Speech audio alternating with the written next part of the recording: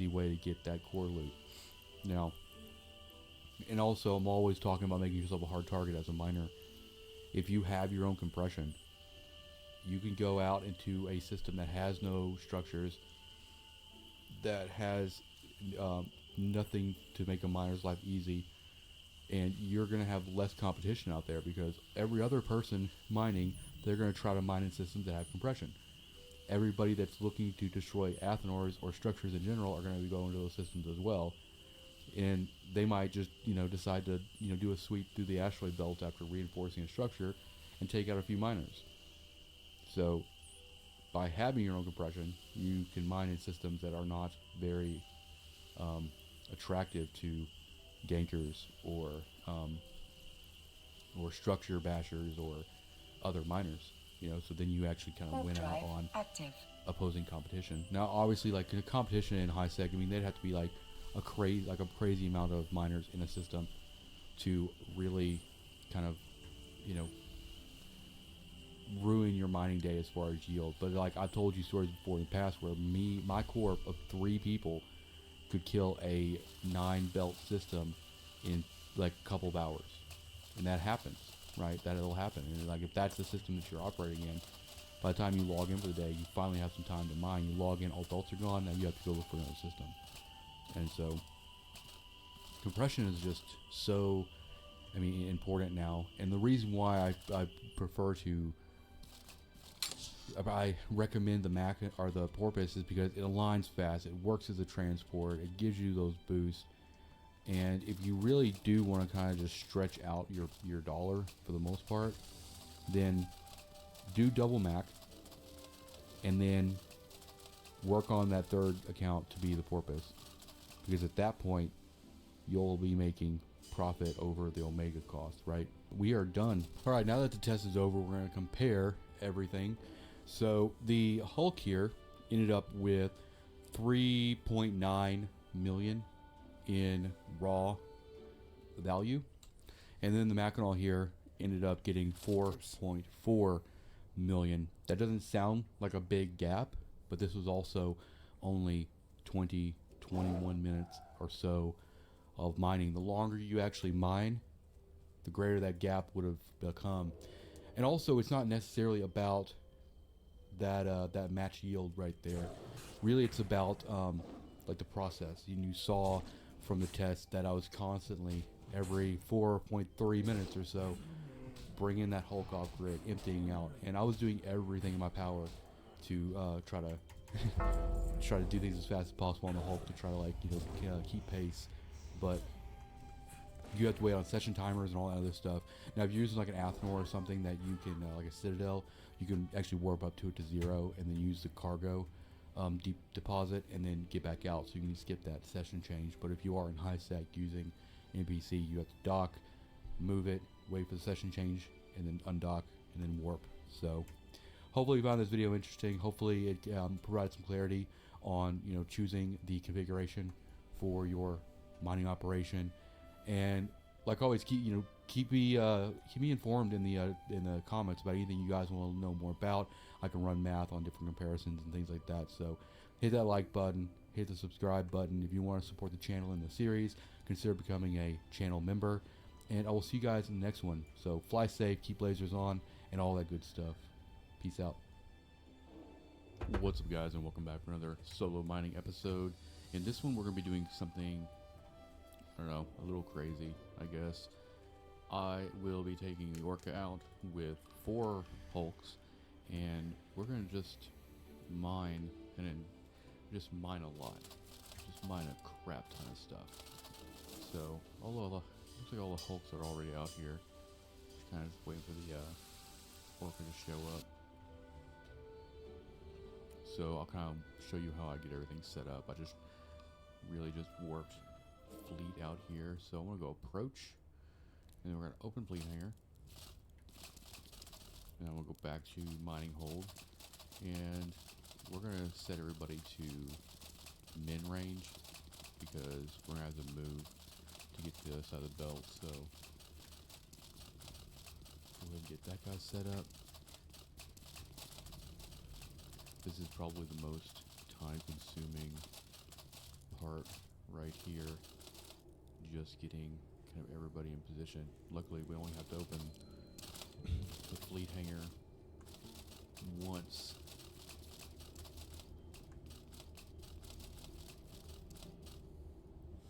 I was talking about doing this a few episodes ago, and today I just decided, you know what, that'd be kind of cool to do.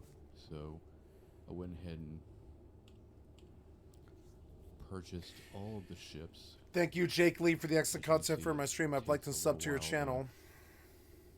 Kind of get everything. Your video in your channel. And yeah, we are kind of triple or quad lasering some of these rocks, but our main goal is to literally just get these rocks down as fast as possible. Alright. Everybody's on. So just to give you an idea, all these hulks are going to be the same. We're looking at 117 seconds, about 1800 or 1,815 cubic meters per cycle per strip miner. So go and get siege turned on, go and get compression turned on, and turn on all the boost. I actually put shield boost on here. And so this is going to bring it down to 62 seconds. So almost a little over a minute. And our range is now 44, so we can almost get the whole belt. The top range is 54, so our goal is to just make sure we're kind of cycling through. I'm not going to be doing any drone mining, I don't think, because we're going to be dealing with quite a bit of stuff here. Be monitoring. So we're going to probably compress inside the orcs, or the hulks, rather. Orcs, I don't know why I said orcs, but the hulks, and then we'll move things over into the fleet hangar, because we do have some heavy water left in the fleet hangar. So I'm going to go ahead and pretty much compress as they get new ore, just to stay on top of stuff. We're going to be changing targets quite a bit, because since all of these guys are kind of on the same rocks, they're going to end up killing these pretty quick. But other than that, like we're completely set up now. I'm going to be pulling everything into the orca so we can be tracking value as we go, but I'll probably do that every 5 minutes or so, just so I'm not moving too much stuff. I guess it doesn't really matter, but we'll just let those guys kind of do their thing. Alright, already got into asteroids. So once you see like the asteroids starting to fall, we need to check every one of them since they're double lasering. Then we want to make sure that we're holding max targets as well. We're going to try to mine everything close to us.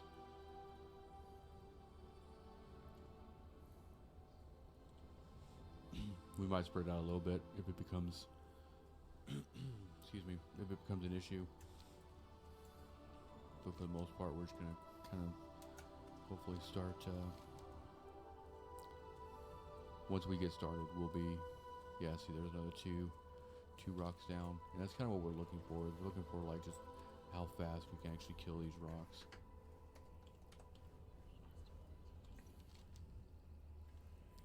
It's going to be a lot of targeting.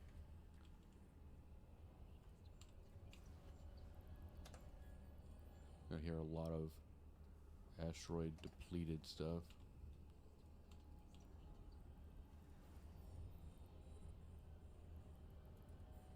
This alt needs some target management for real. Alright, on this compression pass, we're going to drop stuff into fleet hangar. So let's go ahead and get all this stuff kind of situated here.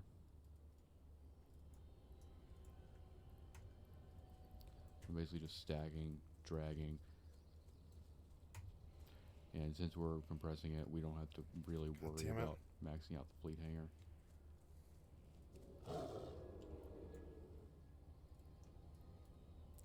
So far, we've done 4 million.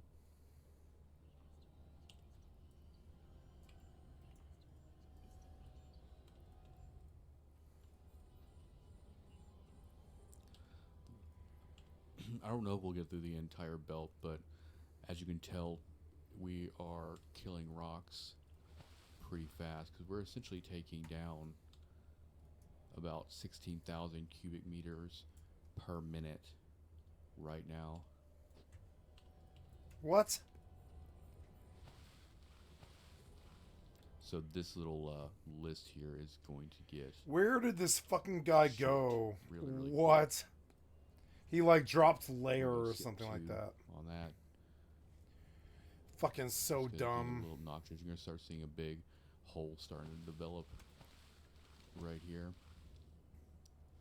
You just have to really be mindful because if you forget, these hulks will fill up really fast if you are not careful. Which is why I'm gonna make it a habit of just getting stuff compressed and moved to as quickly as possible. That is another 1 million. So far we've done 5.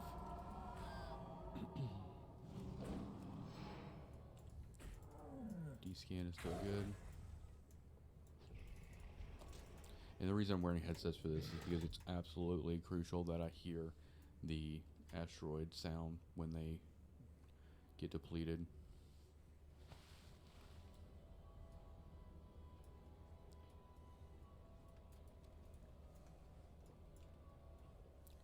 Look pretty cool.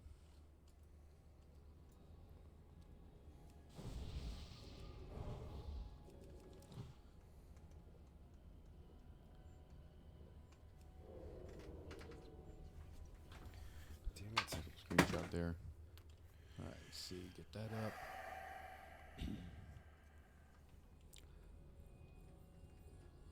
My goal here is to probably get these guys target management. A lot of them's target management is fine, but you can definitely tell some of them still need some skills. But they are all max zoomer, so that's important. As you can tell, we're already starting to burn pretty much everything that is less than 10k or 10k away. The biggest thing here is just kind of getting in a groove and making sure you don't skip anybody, because it doesn't take that many cycles to actually fill these dudes up. So get that compressed, get that moved in. Let's check that in the fleet hangar. Go ahead and check fleet hangar here. See, it's just piling in. That's another 3 million right there. So we're up to 8 million already. Looks pretty cool. And this is kind of like what I enjoy. It's just it's really stressful because it's a lot of things to kind of manage at the same time. So like I'm gonna hang on this guy till the cycle is complete, just so I don't have to come all the way back to him.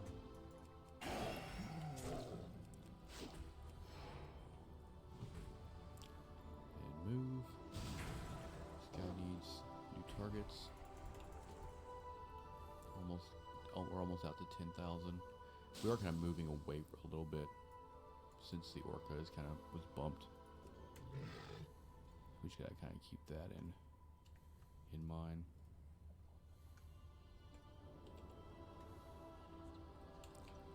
I think 4 hulks is really nice, but also I think that you have a lot of downtime. You know, you could tell watching me do this. You can definitely tell that some of these hulks are having to wait kind of their turn. But you can't argue with the amount of income we've got going on. Like 9 million already is not bad. You can already see a nice hole right here in this thing. They're all killing that rock right there. Can we get that guy up?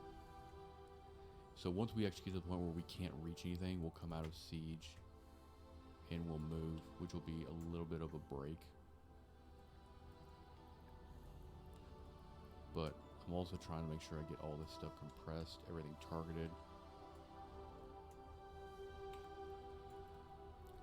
Just to kind of keep stuff moving. We don't necessarily have to be this aggressive with moving everything into the fleet hangar. But I think it's nice as far as the video goes to kind of show you guys a pretty consistent update. How did you disappear? Value. It angers me. Compress, fleet hangar. This bullshit is what it is. Stack the fleet hangar. Drag this in the mining hold. Done 10 million. 10 million so far. Not bad. We'll probably be able to reach probably out to like here.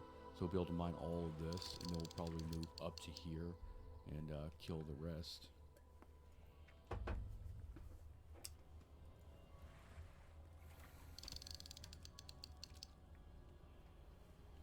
Make sure everybody's laser's good.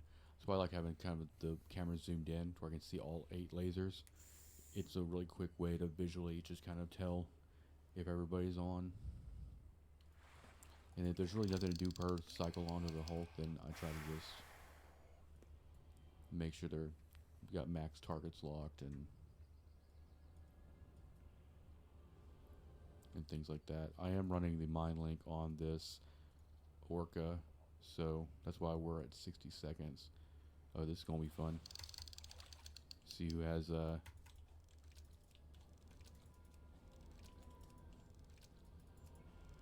all the drones, and then I just put the drones out, and then just kind of let whatever happen. That way I can kind of just keep progress moving on the actual mining front. Alright, who was that? That was this guy. We're out to 11k now.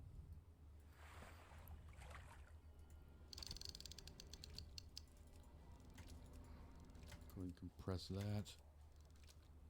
Get that moved over. Alright. Those drones are not engaging because they're weird.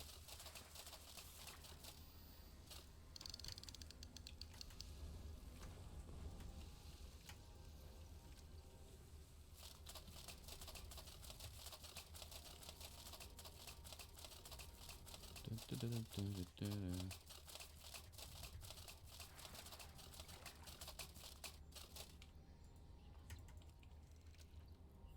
You can tell it's pretty fast-paced going through here. I think I've said in another video too where I like having both my mining lasers kind of going at the same time. So if I go onto an alt like that where one's on and one's off, I'll just turn them both off and just kind of reset them. So like this one, kind of lined up. It helps with the timing of it all. How much is this? That's 2. 12. Check D-scan real quick. D-scan's still good. We got all 8 lasers I think are on. Yep.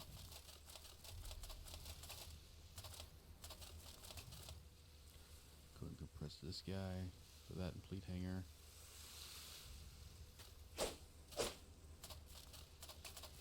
So on average, like the bigger size rocks are usually going to be around 20.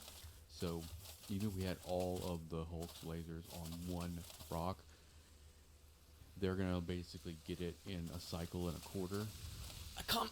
Which is, Please, hurry. As you can tell, like, I can't. we're not going to be. I can't move. Probably another like 30 Please, minutes. Or so. hurry. I don't know how long I have. Far down this list. We have already moved from like sub 10k to now we're actually working on 12k stuff. I can't. This guy just needs all new targets. I can't move.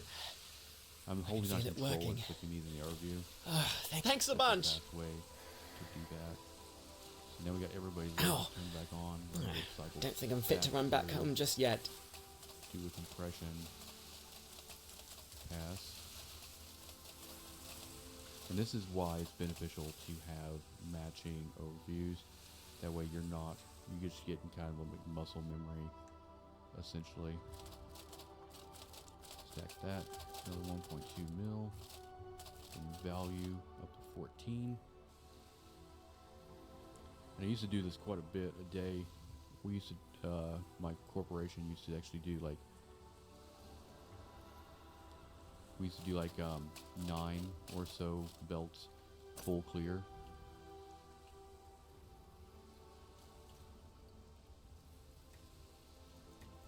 Get that set up.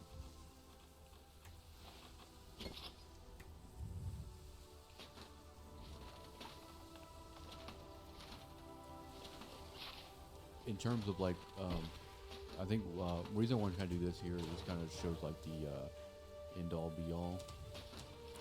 But I think I'm going to be also, in addition to having this kind of set up in high sec, I'm going to be looking at doing some null sec mining as well.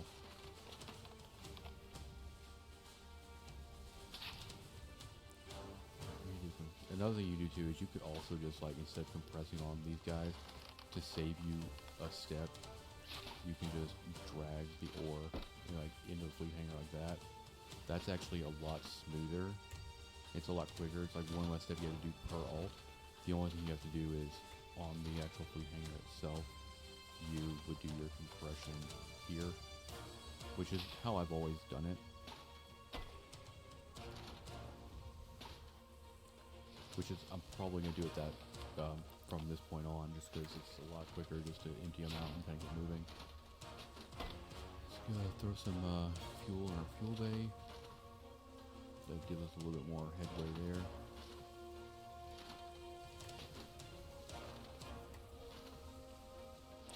Kill both those lasers.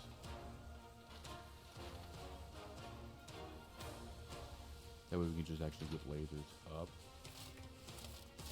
That. Drag fleet hanger. Kill those lasers. Reassign. Target. Fleet hanger. Yeah, you get it. Why won't you While it's fire? great and all, Please I think fire! Probably 2 ults in the expansive is Fucking probably dumb. the best. Because you start to run into the situation where this is like very tedious after a while.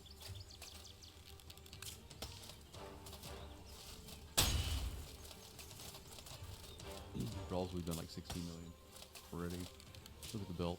Nice little hole there. Eventually they'll start targeting everything here.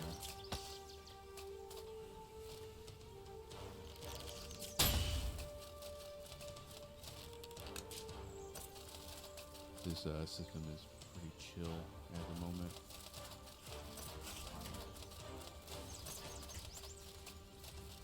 I'm kind of I'm kind of just hang out and do like D-scans, stuff like that on the Orca until I hear rocks die. So fun. Another thing we do too is like on this guy, he's doing short range.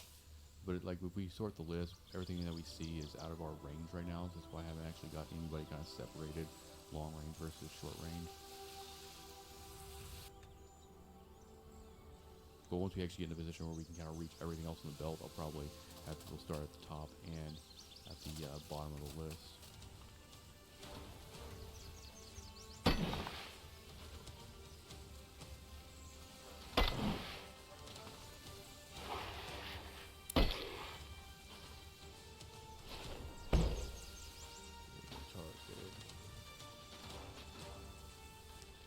Stuff moves into fleet hanger. It only take like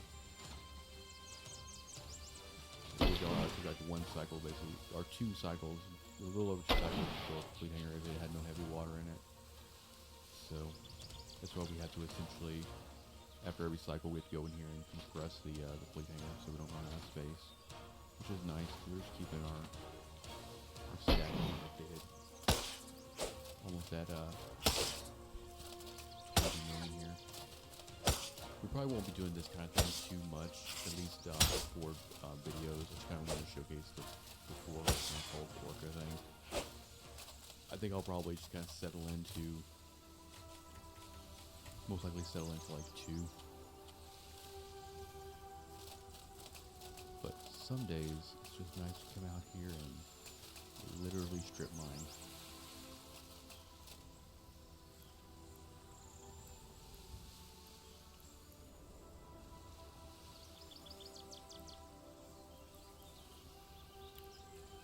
If you really want to like a little project, try to figure out how many asteroids we've actually killed so far in the video.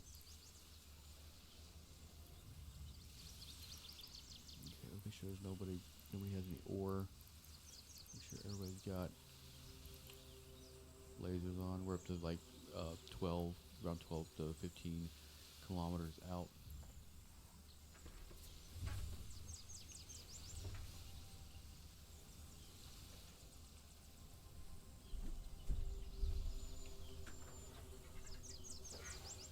As you can see, it goes by really quick. Gotta pee, guys. I'll be right back. I just gotta pee. Yeah, compress this before we go do this. There. I don't want to deal with that.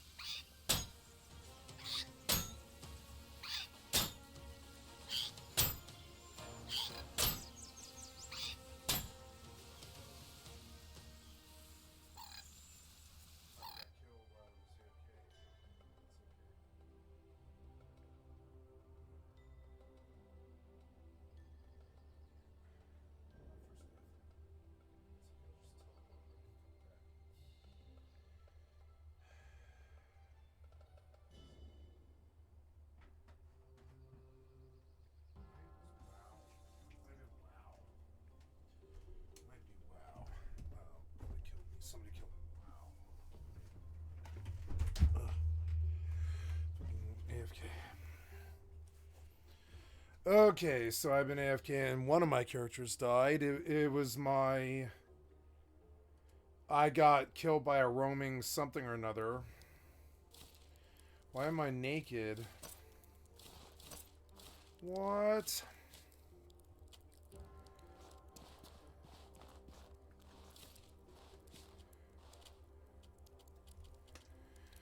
Did I lose everything? I don't know. I didn't lose everything, but I lost my armor, yeah. Oh no, come on. Listen close. Oh, come on. While I was AFK. Now I want to go save. I want to load. Can we load or... No, you can't load this game. God damn it. I got killed when I was AFK. Whatever. Whatever. Oh, all my stuff is gone. God damn it. What is it? Do not cross me. What? Damn. What happened here? I have like a mining pick. Why?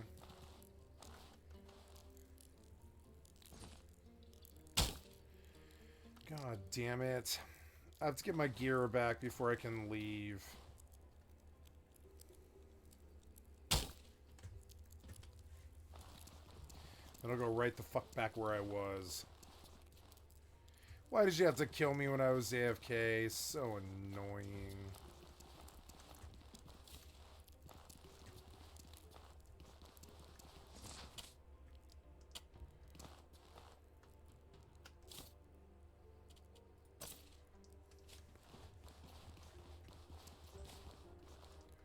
Wish I had a torch.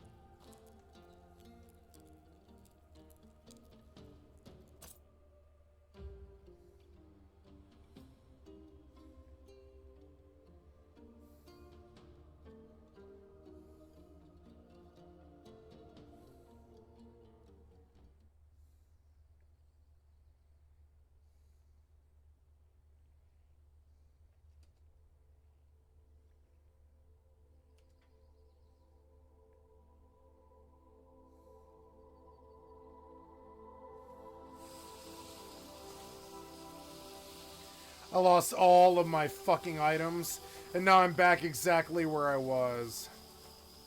It doesn't really make any sense. Wow,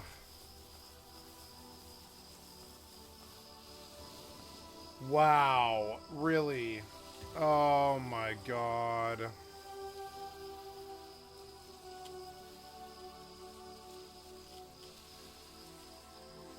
Oh my god.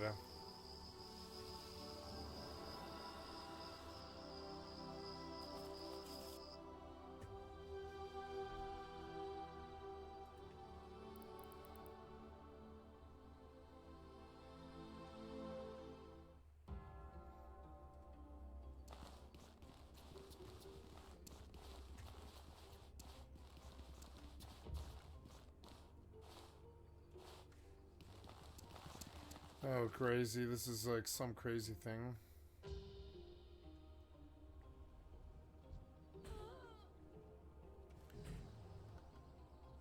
Why did I get aggro now? I've been AFK like 10 minutes. Oh my god. You're so stupid.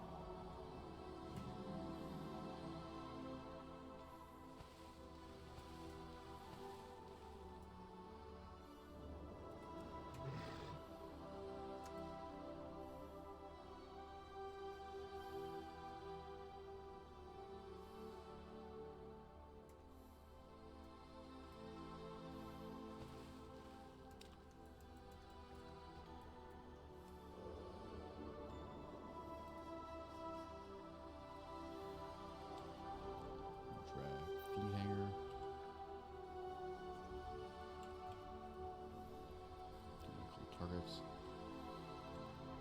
Clear these. It's a nice little cycle. You could easily do, I don't know. We'll see. I mean, we're going to go as far as we can, but you can easily do 30, 40 million compressed ore value really, really quick. Doing with this amount of training and SP on the field. Which means that, you know, if you go out and do like 5, you know, you could very easily do enough mining to basically fulfill these guys as far as Omega goes. We're at 20 million right now.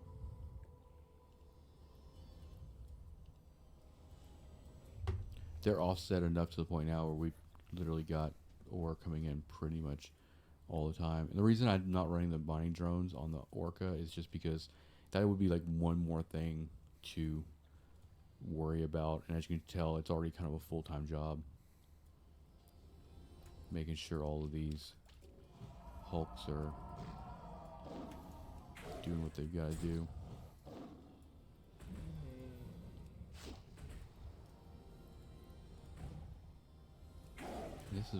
This is a good reason why I, run the industrial core all the time. There's no way I'm gonna sit here and worry about turning off the industrial core and then turning it back on, turning it off, turning it back on.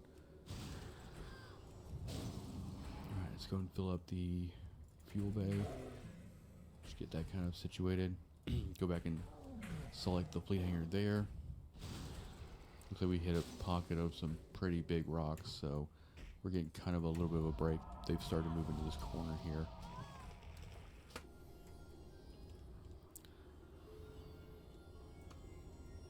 One thing I do too is I can actually go over here and select the Orca there, and then what I'll do is this next I'll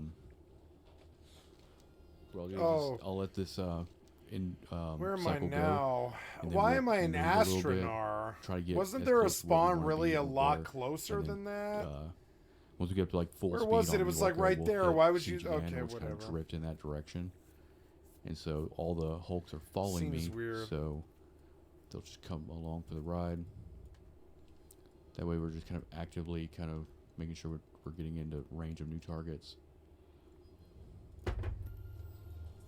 Yeah, I would never run 4 So accounts. 1.2 million before It would just compression. be too crazy.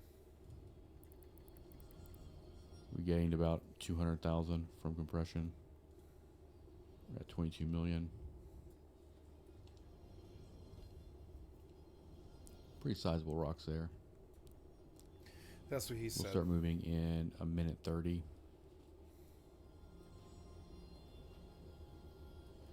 We'll probably get to about here when we get full speed on the Orca, and then we'll turn the core on and we'll try to drift until we lose speed all the way. Warp drive active. List is definitely getting short.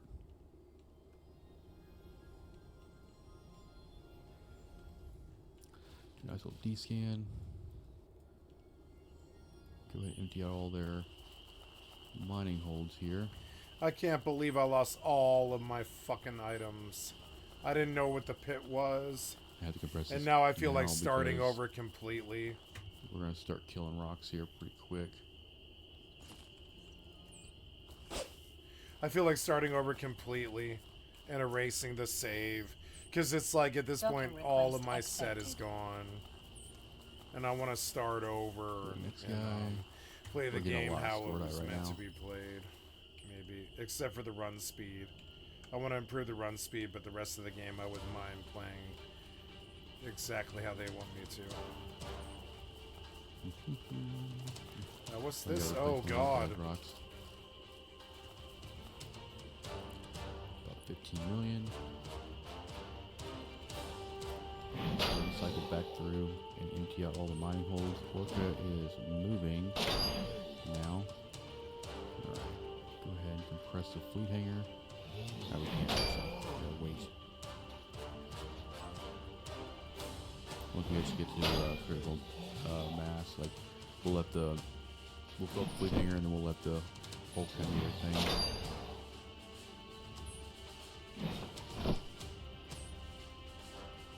The important thing is we just want the Orca to be at least going absolutely in the right direction.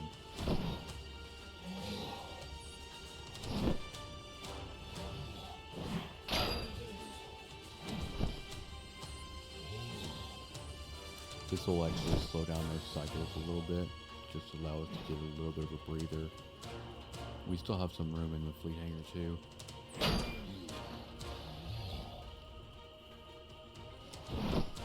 This is another reason why working mid-range, so when you're moving, you don't have to worry about losing cycles because of losing laser range.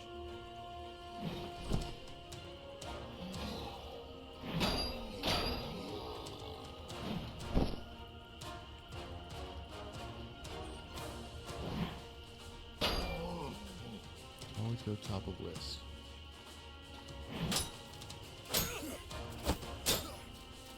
The top of list is getting a little bit bigger just because we're moving.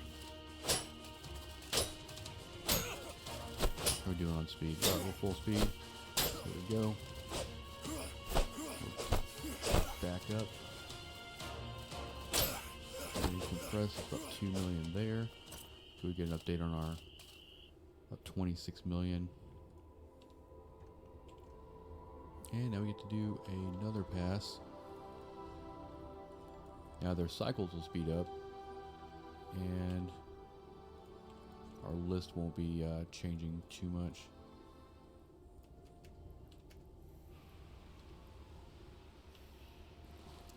Sure, everything's good. Pyro in there. Go and press this.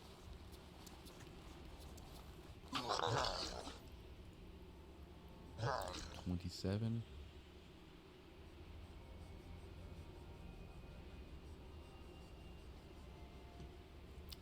It would probably take you, with this, it just really depends. It's pretty tedious, but like an hour, maybe, an hour and a half, you might be able to, clear the entire belt. Oh, it's my set. It's my set. Long enough to clear the entire belt, but there was a Oh, lot of thank like, God. bunched up density right here, and as you can see, like the when you get this side, there's really just kind of like a straight line of rocks. So this is actually probably the bulk of the belt right now. So we'll see how it feels once we kind of get past. I don't have my torch, but I have it all. Oh, no, point. I don't have my torch or my sword. I might just decide to kill the entire belt for the sake of doing it. Alright, we're still moving. My bow. We're at like 48, 47 meters I got a my second, bow so back, but not my but not my sword. By the time we slow completely down, we'll probably be So exactly where we wanna annoying.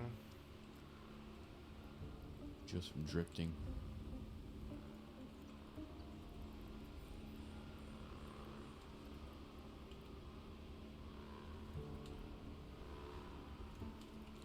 Do that. Still have that fleet hanger.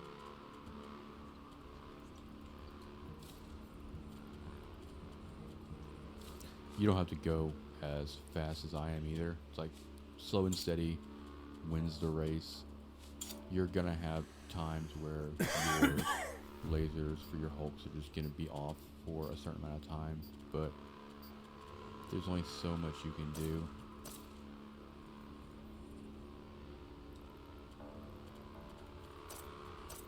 The triggers. So I lost my gear, but that's okay. Moving. Press the fleet hanger.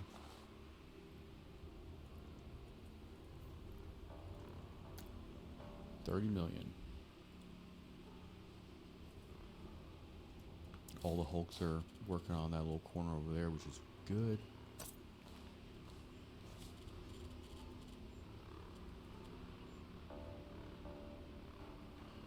A lot of their other rocks are right here. We're gonna start switching to this area right here just because they're getting a little off the list, but we'll get them. We're already taking them down.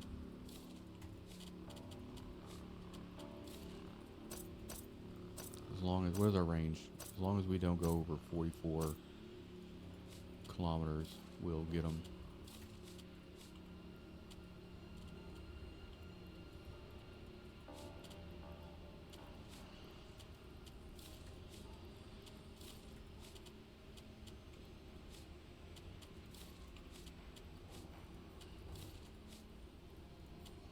Yeah, definitely some quality of life for this, for me, would be to get all of their target management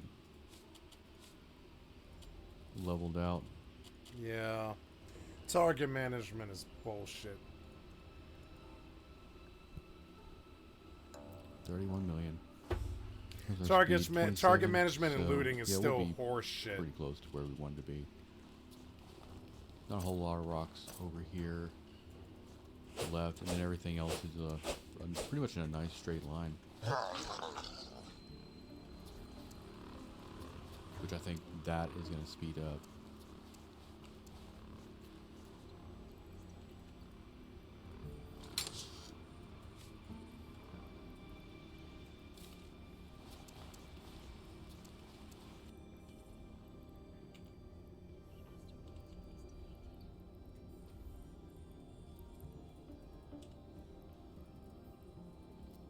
Look at all that plague. Oh yeah. As far as what we've already got stockpiled, I think we have like 95 million compressed ore stockpiled just from kind of piddling around the past few episodes. This after this episode, we're gonna be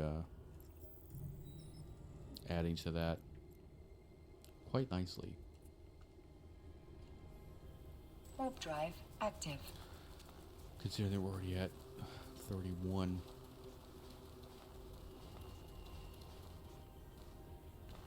Where am And I? essentially, once we come to a full stop here, we're not going to move at all until we have this little cluster done, which means that we'll probably have this cluster and most likely this area mined out, and then we could probably just start cutting across. We don't have to go too much farther to get everything in range. As you can see here, max range right now is 48 kilometers. So by the time we actually slow down, we might actually be in range of everything on the belt. And then we'll actually be able to start splitting targets, which means that we won't have to worry too much about reassigning targets. We'll put like 2 of them on top of the list, 2 on the bottom of the list, and kind of work it that way.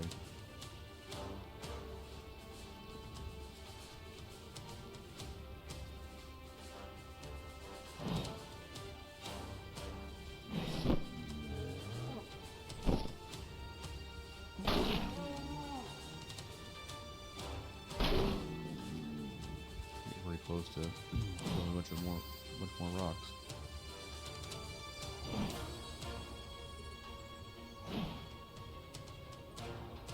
The other thing you do too is you can actually just like hold down control and like select rocks. That would help you just visually kind of grab what you need to grab.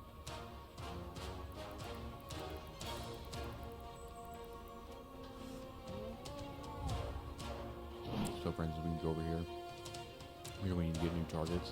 We'll just make sure we're kind of dragging over here in this direction so that we know that we're focusing down over there. I don't want to be I want to get out of range of anything. Mining hole, 34 million.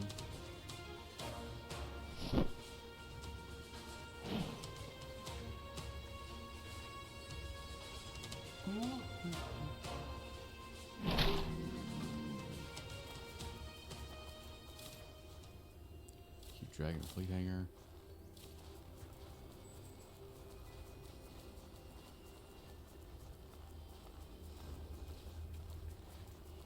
Purple. I'm essentially just trying to target everything that I can kind of easily click on there.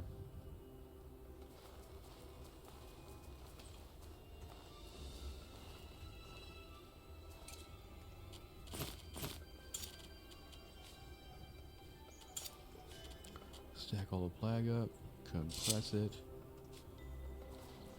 More money in the bank, almost.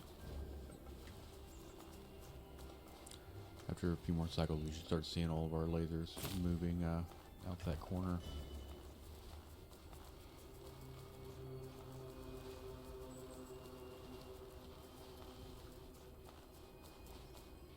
Gotta keep these mining holds empty. What was that?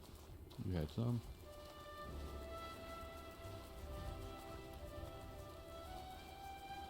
Just want to make sure we're keeping up on our fuel as well. Even though Orca can carry so much fuel, you don't really have to worry too much about it. The reason I'm doing it is just because it gives us a little bit more room in the fleet hangar to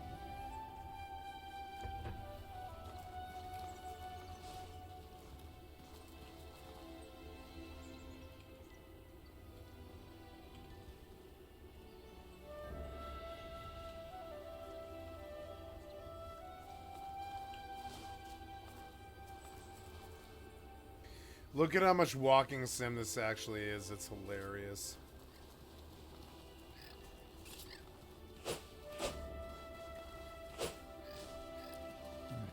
Once a few more rocks die, we will start working on that corner there.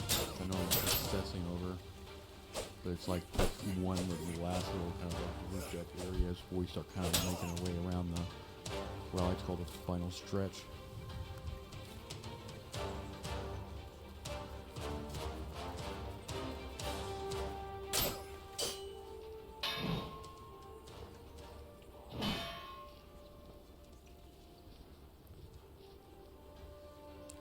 Either way, you gotta agree, this is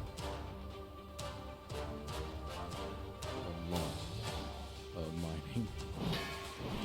Pretty quickly, too. I'm stopping here because, yeah, the cycle is almost done, so we just want to make sure we don't kill a rock there. Got that up, 1.3 before. 1.6 after.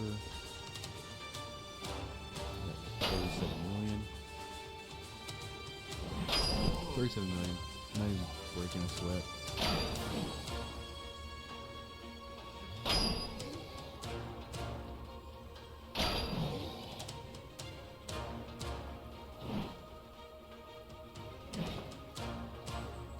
A lot of times when I'm doing a compression on base, it's just literally every time I switch clients, I want to do something and then move to the next client, just to have a good pace going. Pace is really, really important with this. Too many small rocks might not be able to accurately control click to grab them, so we'll hopefully hit all these and hit those. It'll be a work in progress.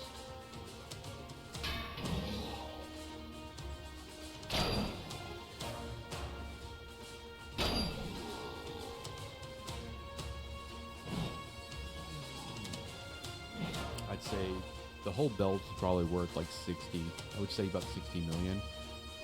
That's why I say that like once you kind of get past this little bulky edge, it speeds up because essentially we've already done half the belt, even though we actually haven't visually. It doesn't look like we visually done the belt. But usually I'll come out here with a survey scanner on belt randomly and just kind of run a full scan to get a good average. But I know just from experience that we're over the halfway mark. So I wasn't planning on actually mining the entire belt out, but I think that at this point we might as well. Just to do it and say we did it. And I would consider that a pretty decent little mining op.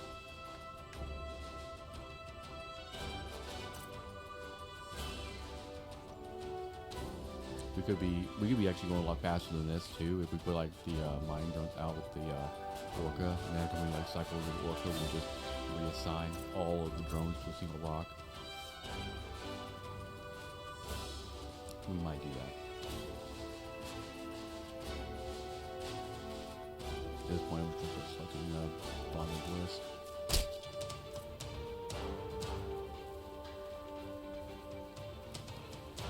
Just to make that scroll bar go away.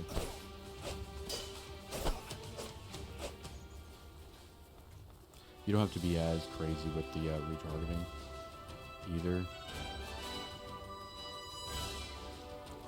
You can literally just kind of like get to where we have like 3 targets and then retarget everything up, but for me it's kind of forced target. So like this, we can actually just like grab a bunch of these.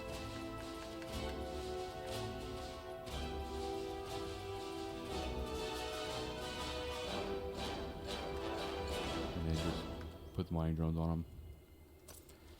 Then we just have to worry about actually like compressing in the mining hole because we'll have raw ore there. So, but these will start to disappear too as the hulks actually get rid of them. but it also means it's like an extra 1,000 cubic meters a minute, so we'd go up to like 17,000.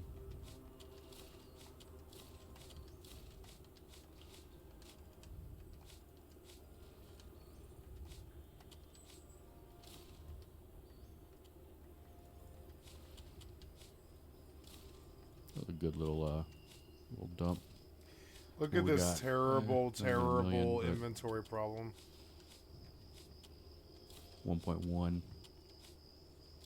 on that. Drones still haven't, hasn't even been a minute. The drones still haven't even dumped either. Let's go and fuel it. For the amount of we're mining, we're actually not using that much heavy water because we're just doing a lot with, you know, each cycle of the core.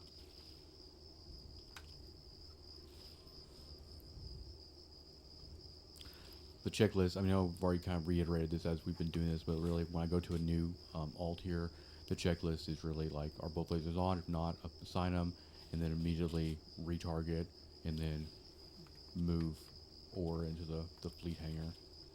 That's kind of like my top to bottom. And also try to like select the next one, so it makes it a little bit quicker on the turnaround. So like this was already selected, so I can just go put the other one on, try to target a few more. Yeah. It takes a little bit of practice, actually.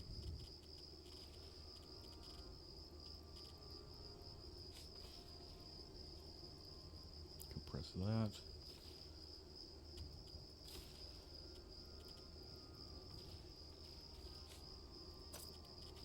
I don't think we'll have to worry about the drones actually filling up the orca before we actually kill the belt, so I'll do, I'll probably just go down here and do a compression on the orca mining hold at the end. Target, or also just kind of like I run it through my head every time too.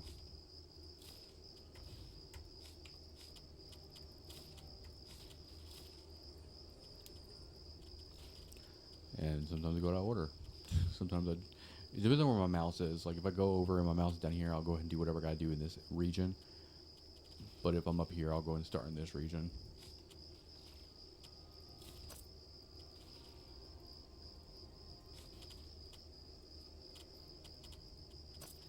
Alright, we're at 43 million right now. 43 million compressed value.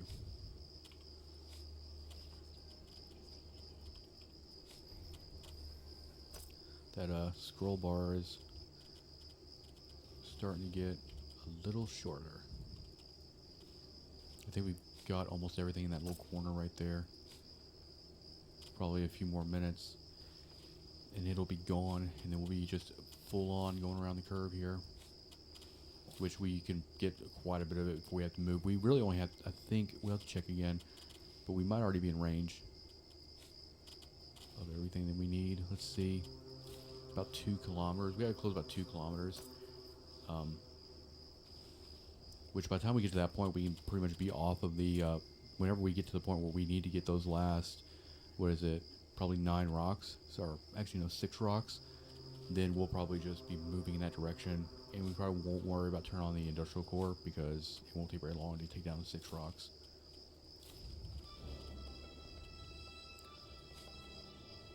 That way we can be ready to go once everything is down.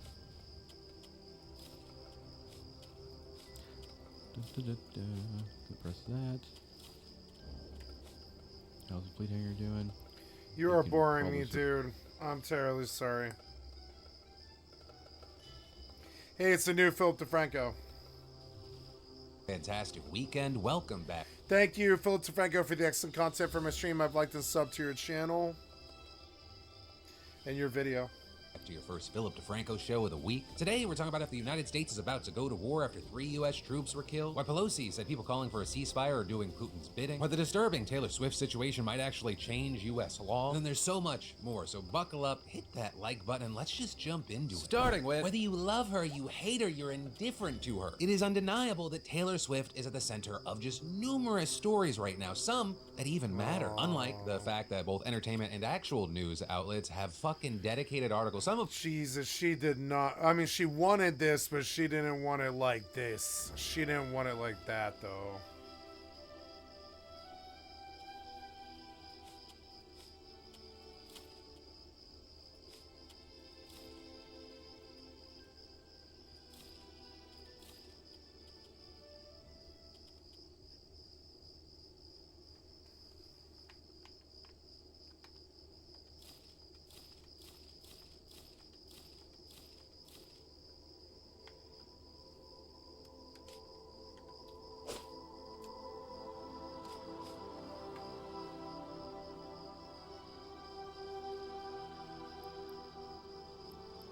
Oh, I bought the compressed with me like an idiot. Why? Oh, whatever.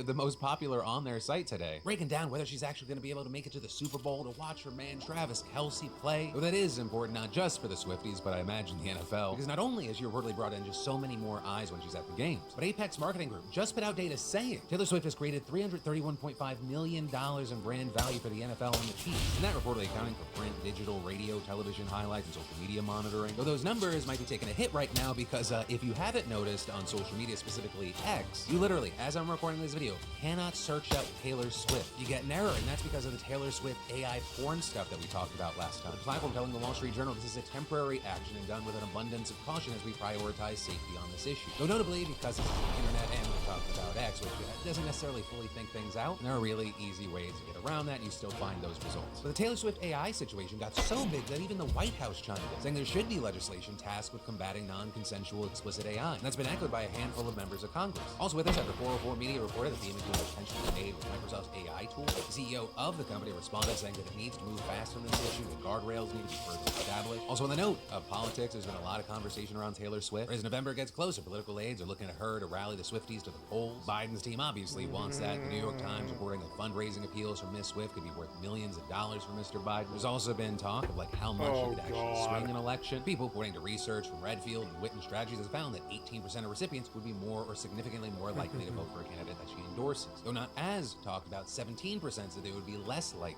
So still very meaningful, but possibly overstated. And then the other shoe has officially dropped in that whole George Carlin AI situation. With George Carlin's estate now officially filing a lawsuit against Dudesy, which is that AI podcast that published a George Carlin AI special called I'm Glad I'm Dead. That special generating a lot of backlash. Most of the comments on our video were about how it was disgusting, though you did have some Dudesy fans showing up saying it's not like that, saying that it's more of an experiment being at the mercy of AI, saying Will Sasso is actually freaked out by it. But regardless of that mindset, his estate is now claiming that the special amounted to copyright infringement by using Carlin's material to train the chatbot without permission, them seeking removal of the special and damages. So notably, the special is no longer viewable on YouTube as it was switched to private sometime after the suit was filed. A suit that is specifically filed against both co-hosts of the Dudesy podcast, right? Will Sasso and Chad Plutgen, though it also includes others involved with the AI program and creation of the special. The lawsuit arguing that the special also hurt Carlin's reputation. And Carlin's daughter Kelly saying in a statement that, quote, George Carlin in that video is not the beautiful human who defined his generation and raised me with love. It is a poorly executed facsimile cobbled together together by unscrupulous individuals to Yeah. capitalize on the extraordinary goodwill my father established with his adoring fan base. And this is there are claims that this special was actually not made by AI, or with a spokesperson for Will Sasso telling the New York Times that Dudesy is a fictional podcast character created by two humans, and that the Carlin special was, quote, completely written by Chad Klutgen. Though Klutgen's team didn't confirm that to the Times, nor was there any clarification about how Carlin's voice was made. But notably there, the complaint actually notes that whether the special was fully AI, just used AI-powered tools, or whatever, it does not matter because it was promoted and presented as AI-generated and claiming to have resurrected George Carlin with the technology. And really, I think this is just one example of a growing situation. With AI, we are seeing a new wave of lawsuits, and notably, the results of these lawsuits are largely going to determine what this whole fucking landscape looks like in the coming years. But as we wait to see how this plays out, how do you think it should? Like, do you think the George Carlin estate is in the right here, or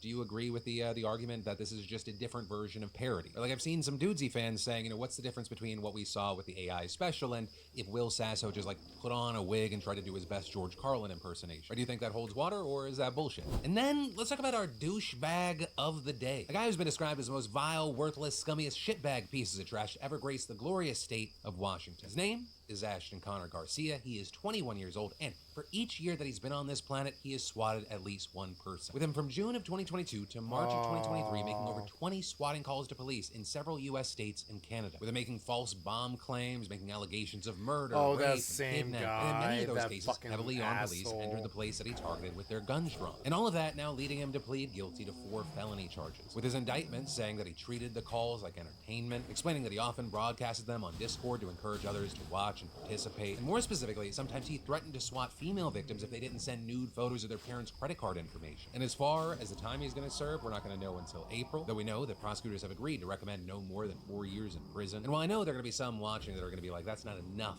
time, at the very least, it is important that we see people be held accountable for shit like this, because we are continuing to see more and more of this, especially compared to a decade ago. And I mean, we're seeing it in all avenues of life, with some of the most recent examples being like earlier this month, there was a swatting campaign directed at public officials in charge of ballot access and voting, or yet authorities having to evacuate or lock down several state capitol buildings following bomb threats. So I will say, personally, I do think that the penalties for doing this need to be greater. When we're talking about someone swatting someone else, I don't see that as harassment. I see a lot of these situations as attempted murder. You're sending a group of armed people to a place, you're telling them that something horrible happened, it's fucking game on, and the only fucking saving grace in these situations having the authorities actually having some trigger finger discipline. We've seen cases in the past where that didn't happen and someone got fucking shot and killed. As far as I'm concerned, the swatting is the firing of a weapon, and we either make a bigger deal about holding people accountable, or there's no reason you should expect any sort of change in behavior. And I mean, that's not even taking into account the extortion we talked about with this situation. And then I gotta say that one of the things that makes a good night's sleep for me is my bed. More specifically, the sheets on my bed. There's nothing like crawling into the most comfortable sheets I've ever experienced. Like, you need these in your life type of comfort. And thanks to today's sponsor, Cozy Earth, this is the brand giving you the softest, most luxurious feeling fabric guaranteed. I'm not kidding. You don't love Cozy Earth sheets? You have 100 days to get your money back. But also, I can't imagine you not loving these, and you won't stop there. Their athleisure products is like taking the bed with you during your day. They feel as soft and cozy as the sheets, and with viscose from bamboo. And get this, both Cozy Earth apparel and sheets are naturally temperature regulating and moisture wicking, so you'll stay more comfortable year round. And coming from someone who runs hot, that is a great selling point. Plus, Cozy Earth prides themselves on the ethical production of all their products, and the durable fabric doesn't pill even after continual washing and drying. They just keep getting softer and better and more comfortable. And hey, with Valentine's Day approaching, this would make a great gift for both of you. All you do is go to cozyearth.com/DeFranco and enter DeFranco to get up to 35% off at checkout. That's cozyearth.com/DeFranco.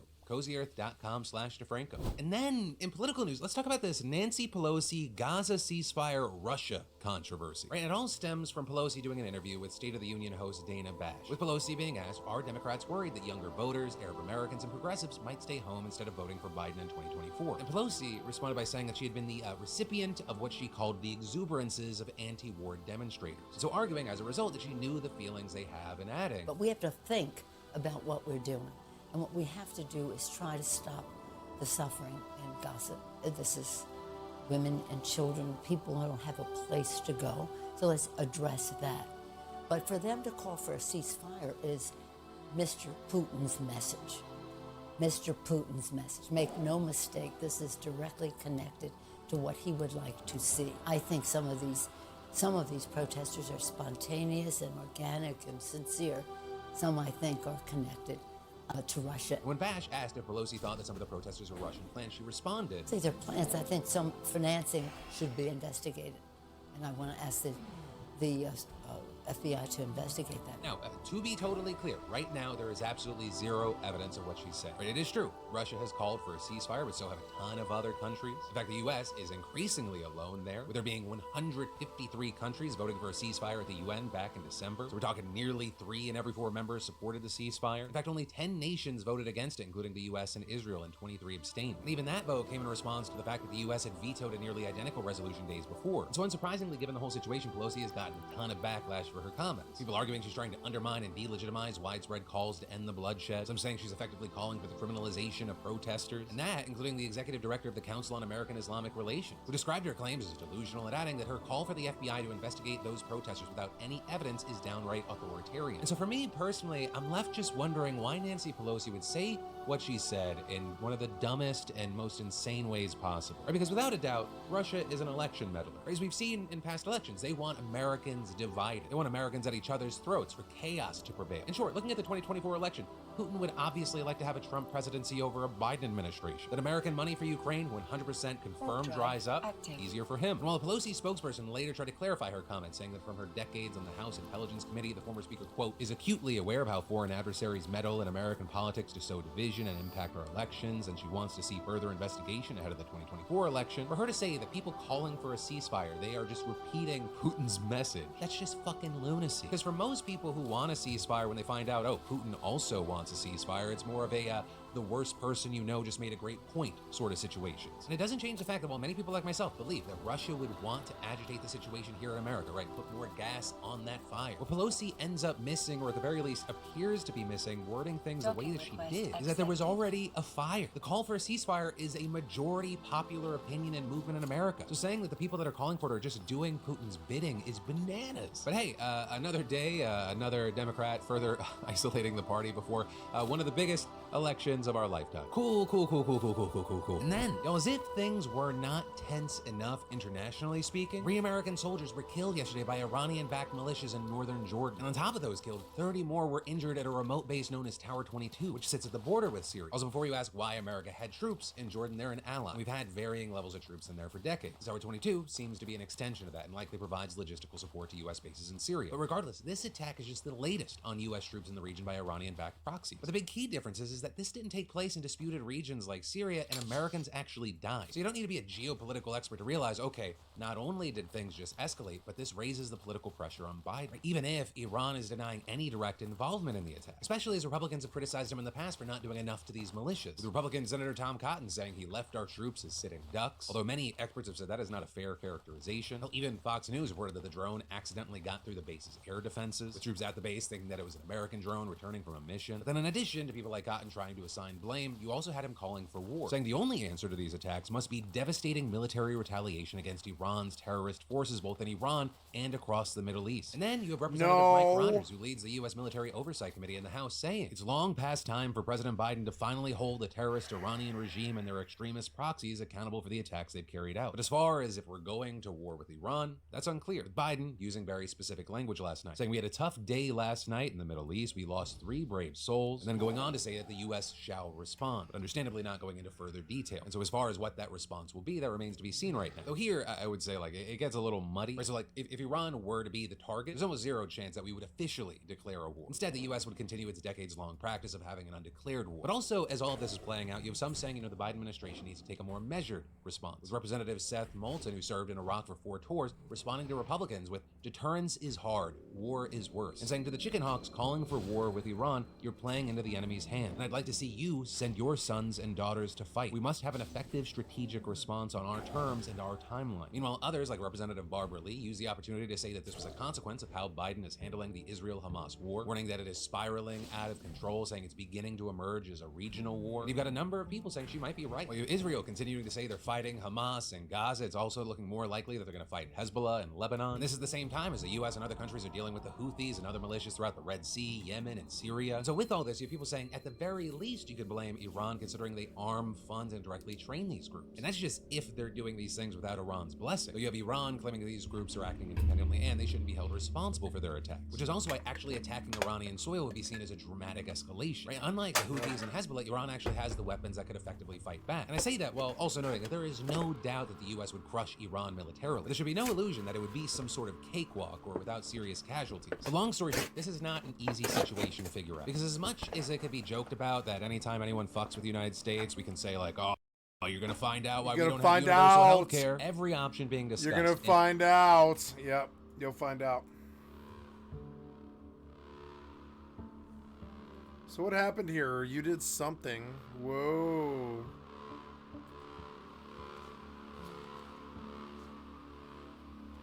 Yeah, what happened here? You... Oh, you hearthed. Yeah, I hearthed. Yeah. Sorry. Okay, so... Compress. And drop. It's 14 million worth of shit. Nice.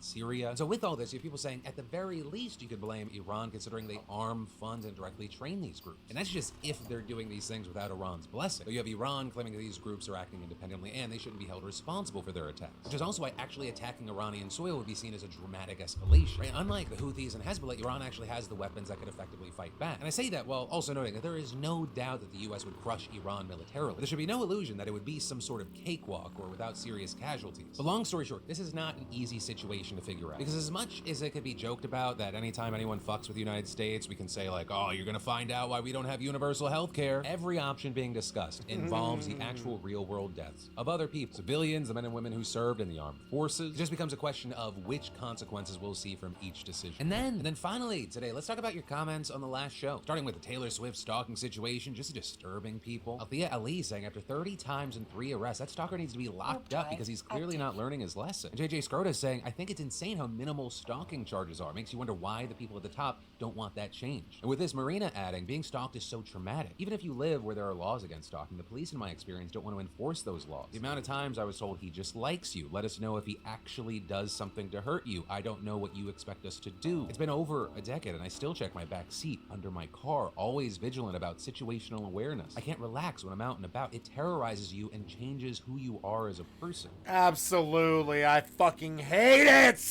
I fucking hate it! My real life is like that. My online life is like that. My online life is like that. Fucking bully, cocksucker, pieces of shit completely ruined my life!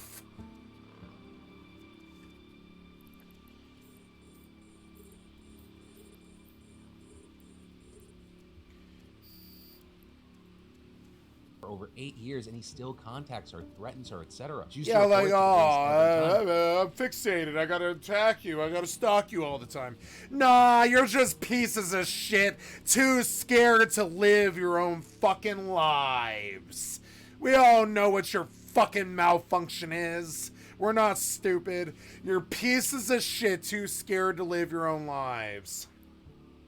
Worse rather than better. To this day, we still can't get the police to do anything about it while he threatens us both now. Our support system for victims like this is absolutely ridiculous. Bullshit. Was it is bullshit. Because that insane story about that former NYPD officer had people chiming in. People saying that detective needs to get as many years in prison as the innocent people he sentenced. And saying if that's over 200 years of jail time, it's not enough. Others like GM Drake adding one scary thing about this story is how there's no mention about all the criminals who essentially got away with their crimes because someone else was wrongfully convicted. They might all still be out there doing who knows what. You also have people like CrossArc saying, you know, that one cop cost taxpayers more than the $110 million mentioned in the story. Saying it doesn't count the taxpayer dollars that paid the cop's salary. Others adding the extra look at all that money. Retrials, the extra cost of reinvestigating all cases, the money I made a lot of money today. In court, and all of that is in addition to, you know, I know in these situations we try to put a price tag on the time, but all of the time that all of these people have lost to actually live their lives. Because whether for more nefarious reasons or some fucking dipshit wanted the name The Closer, they got railroaded and wrongfully convicted. Which is also why, scattered throughout the comments, you have people saying this is part of the reason why I have an issue with the death penalty. Saying, you know, if one officer can manipulate the court like this in these situations, why not there? And that's in addition to when the court just gets things wrong, when everyone's trying their best and doing everything above board. But yeah, there was a lot of interesting conversation happening. It's one of my favorite things about this show. So thanks to everyone that decides to be a part of that. But that is where we're going to end today's show. If you're new here, make sure you subscribe.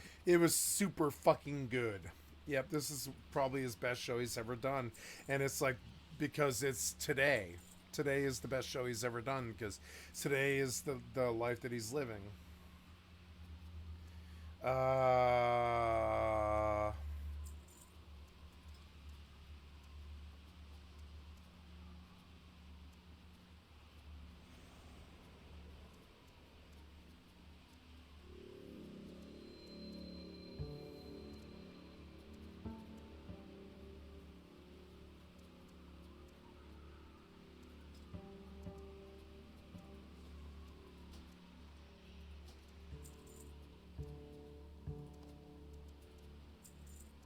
Red whelp scales are 10 silver apiece. That's insane.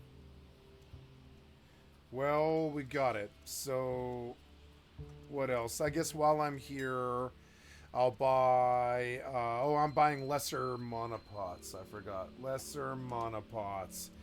20 of them. 5 is... Ugh, 39 silver? Really? What's 20?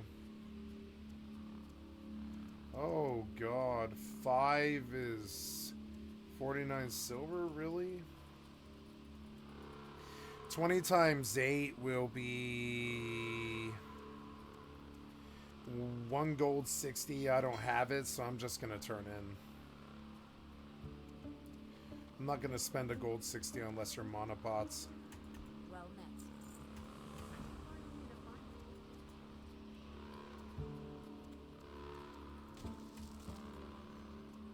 Welcome to my inn, weary traveler. What can I do for you?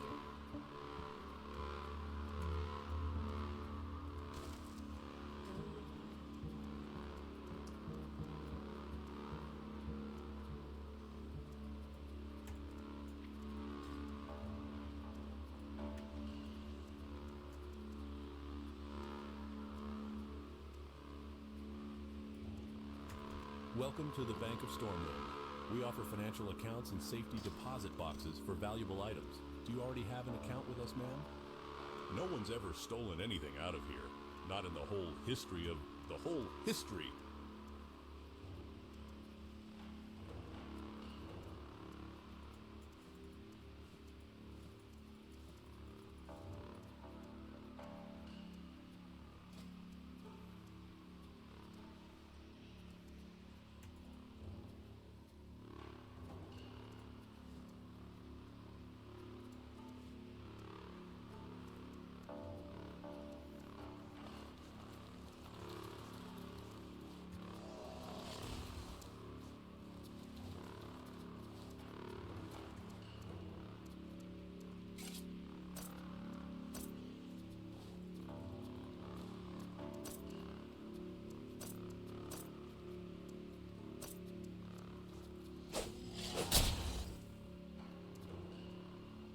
That killed me in one hit.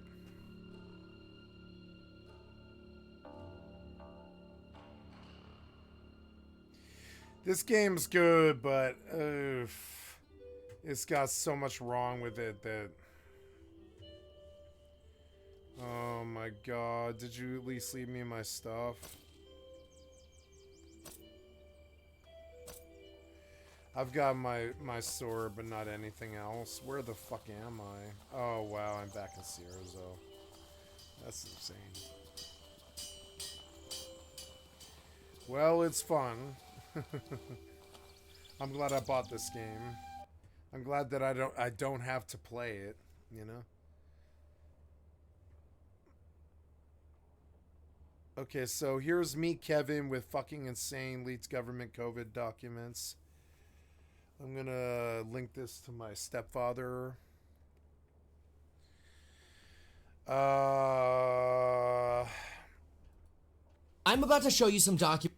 Okay, so here we go. I'm gonna lower the volume here. and say thank you. Meet Kevin. I have liked and sub to your channel. From a FOIA request straight from the government on the research I was... Wow, I have to go to the bathroom, guys. I'm terribly sorry. I'll be right back. I also would like to make a sandwich, so I'll be right back.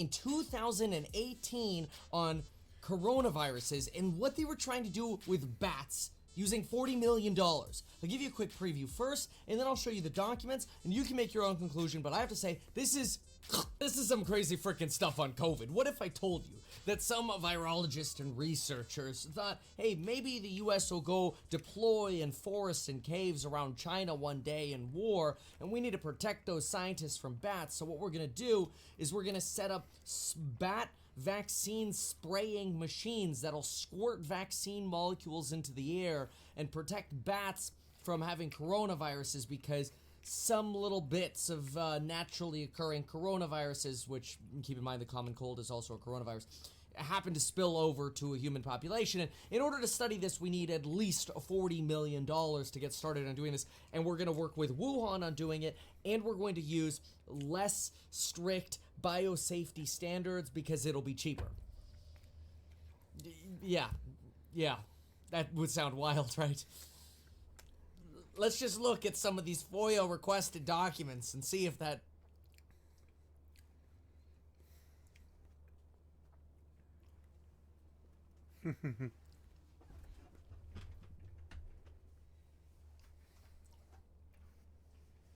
Where's my phone? Oh, sorry guys, I gotta go get my phone. I'll be right back.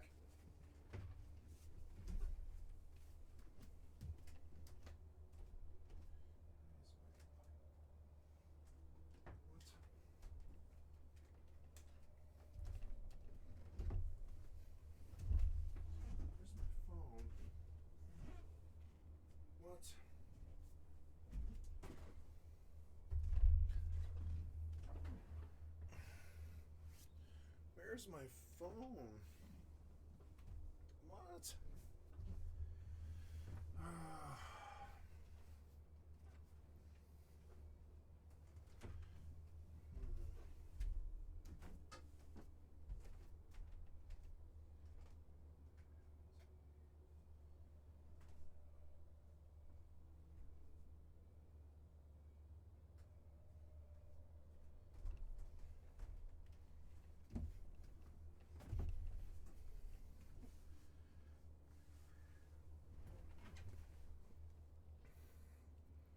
So I gotta send this to a family member. And I don't want to, but I'm gonna.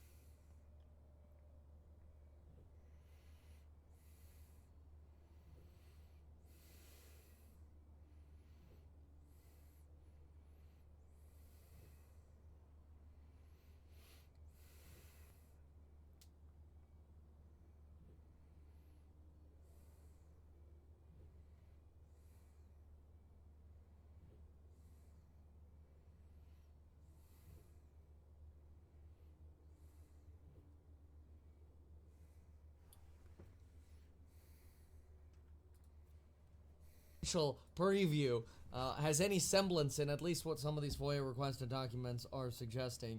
I'm just gonna say some of this is a little wild, okay?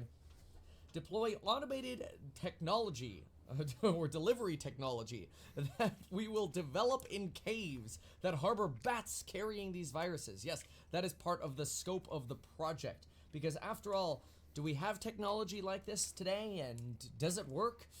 No, we don't have technology like this, but it's important because, after all, there is a clear and present danger to our military personnel, not currently deployed there, but maybe in the future might be there, and therefore we must study to protect global health, because, after all, directed evolution and screwing around with coronaviruses will help protect us. No chance of hurting us. This is eerie reading some of this. Anyway, so their goal in this project is to reduce the risk of viral shedding from bats. Kind of like, hey, look, bats float around and they pee and poo and they spread viruses, and that's not good.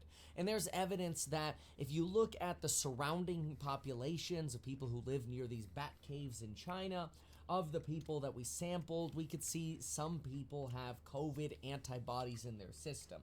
Notice they're or maybe not, I shouldn't say COVID, because that's, you know, SARS-CoV-2, right? But they have SARS coronavirus antibodies in their body, suggesting that maybe the bats are the reason for this. Nothing else. It's the bats. The bats must be causing this. Therefore, we want to inoculate all the bats by finding concentrated populations of bat caves. I'm just gonna read it to you now. I'll stop with summary, but this is just crazy to me. SARS-CoV are diverse, with a recombinants regularly identified in the field and lab. Okay, so they're normal, they're around. Okay, got it.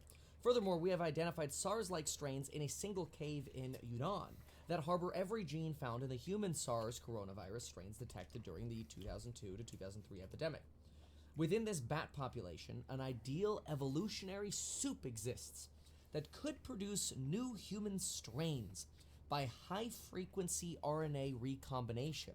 So in other words, there is a soup that if we, like, adrenaline shot accelerate, we might be able to create some new human coronaviruses. The asteroid And this is not scary, this is instead a perfect target for 21st generation intervention strategies. Yes, so we should screw around with the coronaviruses because it'll take way too long for that to happen naturally. Instead, we should accelerate the process ourselves so we can protect everybody from the problem we caused. Wait, sorry, I said no more summaries, but wait a minute. That's literally what they said here. Gene drives would likely take many decades to run through a population, so that proof of concept of transmission blocking in DARPA timescale wouldn't be possible. In other words, if we just let this happen naturally, it might never happen, and so then we wouldn't be able to practice our, intervention strategies of spraying COVID vaccinations or coronavirus vaccinations into the air for bats. Oh, but I still haven't got to that part. Sorry. Here we go. Okay, so what do we have? Oh, by the way, we're going to need an app, okay?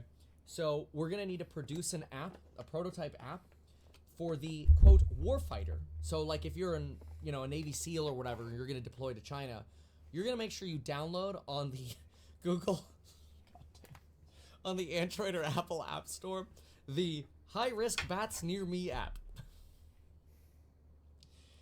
So that way you could evaluate the likelihood of bats harboring dangerous viral pathogens near you based on the analysis that this project is going to help provide, as long as they're funded with many millions of dollars. And we're going to partner with the Wuhan Institute of Virology to conduct testing on the samples of all the bat species in caves as sort of part of this inventory that we're working through. Okay, all right, okay, because remember, fecal, blood, and other things, that's how bats spread their diseases that apparently don't actually really often naturally occur, and we're going to accelerate that now. Okay, all right, got it. So what else do we have in here? Oh yeah, here we go. The BSL-2 nature of work on SARS coronaviruses, listen to this, makes our system highly cost-effective relative to other bat virus systems.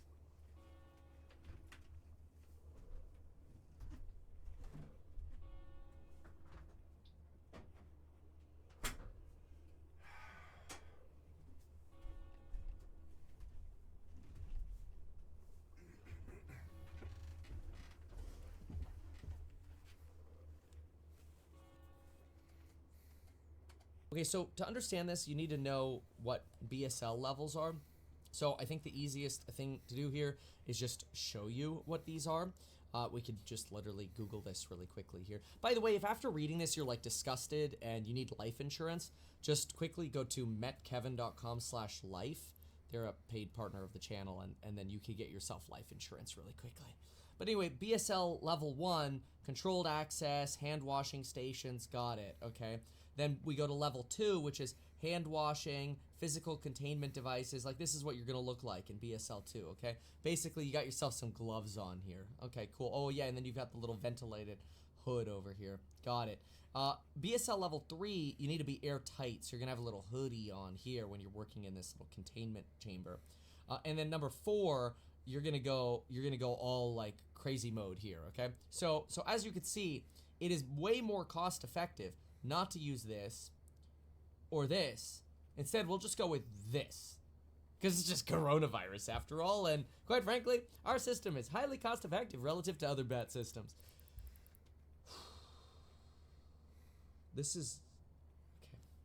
Anyway, there's some notes here about basically how they're trying to introduce different doctors, and hey, this professor, this doctor, or whomever, they've got experience in working with spike proteins, and they're fighting over salaries and fighting over how much people were supposed to get paid. Here's one edit where they're like, okay, maybe we should go with BSL level 3. There was literally a comment on one of the pages, the people in America will freak out if they hear we use BSL 2 instead of 3.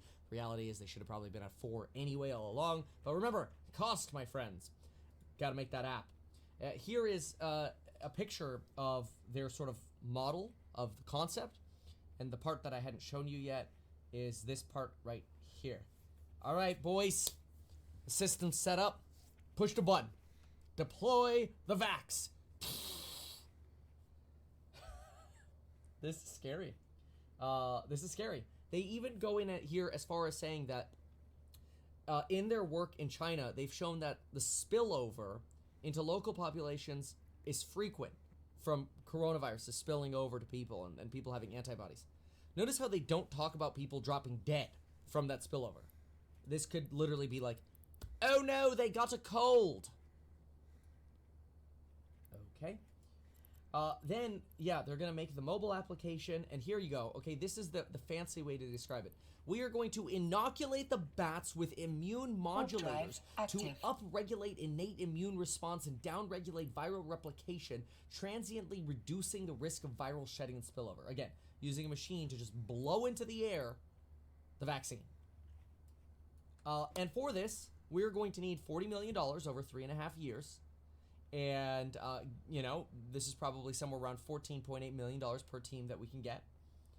This is where you can see a little bit about the clear and persistent danger of a new SARS-like pandemic, just because people within 6 kilometers of these bats have an indication of having coronavirus antibodies. Again, no talk about people dying since 2002 or 2003.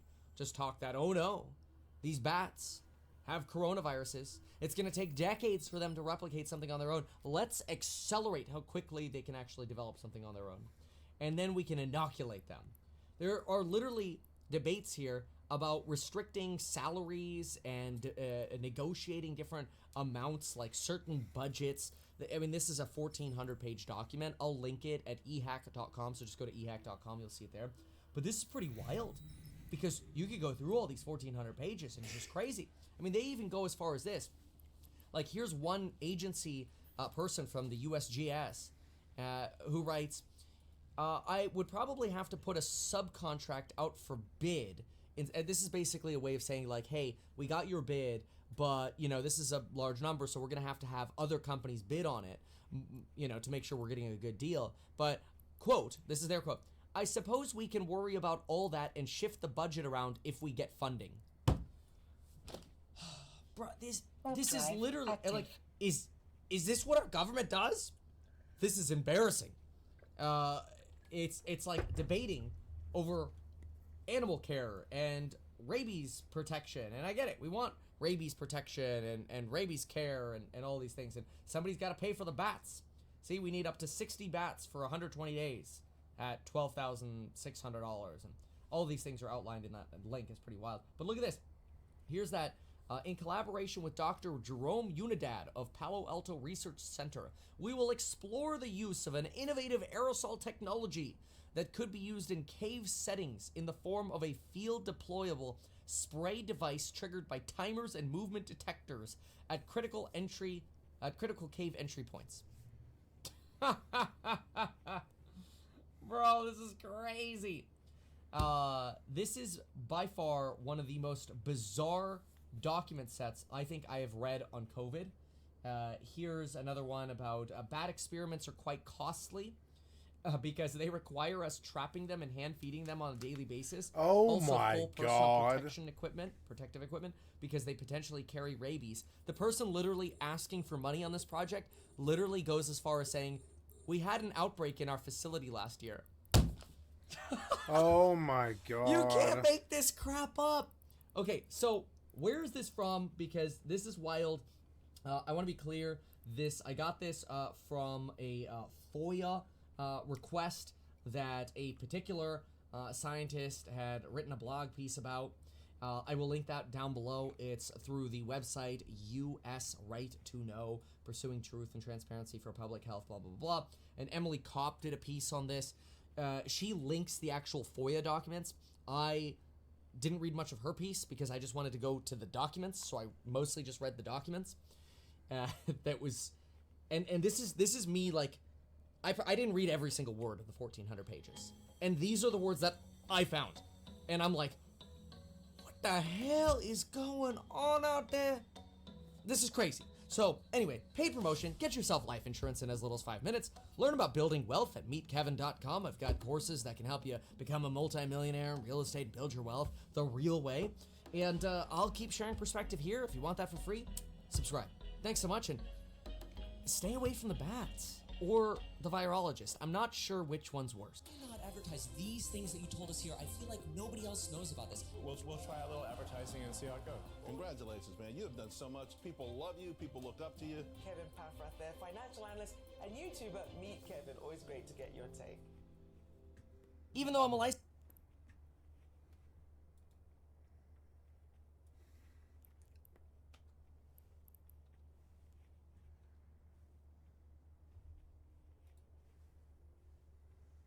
For the Alliance.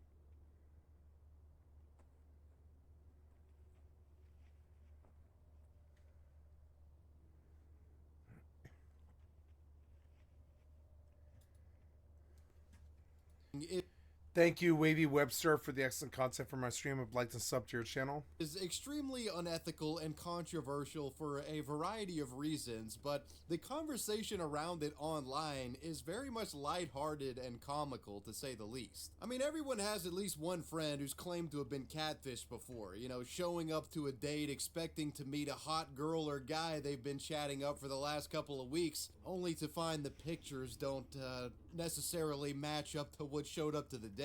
While certainly an uncomfortable scenario to be involved in, generally these catfishing situations don't end in any criminal activity. They mostly just end with all of your friends making fun of you for falling for an obvious catfish. But with that said, there is some seriously messed up stuff occurring on the internet regarding catfishing. Situations involving deceitful individuals masquerading as others, trapping people in honeypot schemes in an effort to commit heinous crimes, all the way up to murder. Today I'll be telling you the dark stories of the internet's most notorious catfish.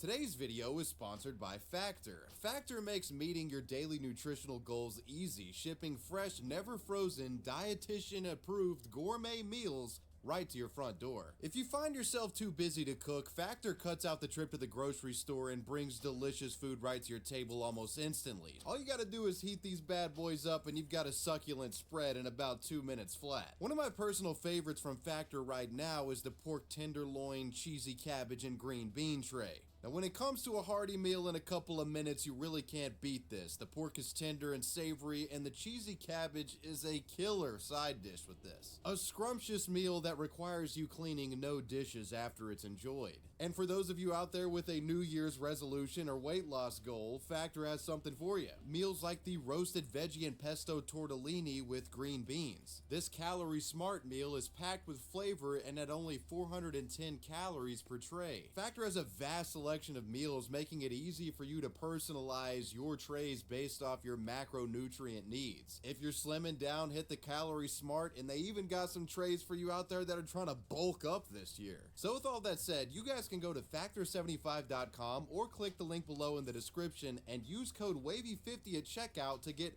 50% off your first Factor box. It's a hell of a deal. Check it out. Big thanks to Factor for sponsoring, and let's get on to the story.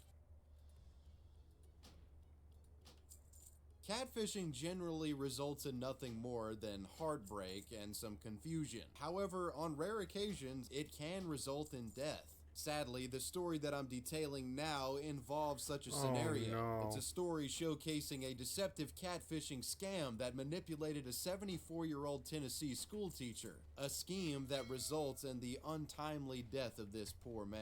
Now, the name of the victim in this story isn't public information, as his identity is being protected. But what is known about this man is that at the time of the crime, he was an elderly retired school teacher who enjoyed football, golf, and spending time with his grandchildren. The 74-year-old man lived in Jonesboro, Tennessee, but in August of 2023, he would become ensnared in a sinister scheme that changed his life for the worse. Apparently around this time, the 74-year-old man had developed an online relationship with who he thought was a famous female celebrity. The exact celebrity's name in this case has been redacted. And now this celebrity was obviously fake, and you've got a situation where somebody online is posing as a famous person and tricking and manipulating a senior citizen, frankly, to fall in love with them and potentially do favors for him. You know, the guy probably lonely and just desperate for attention. Yes, what this 74-year-old man didn't realize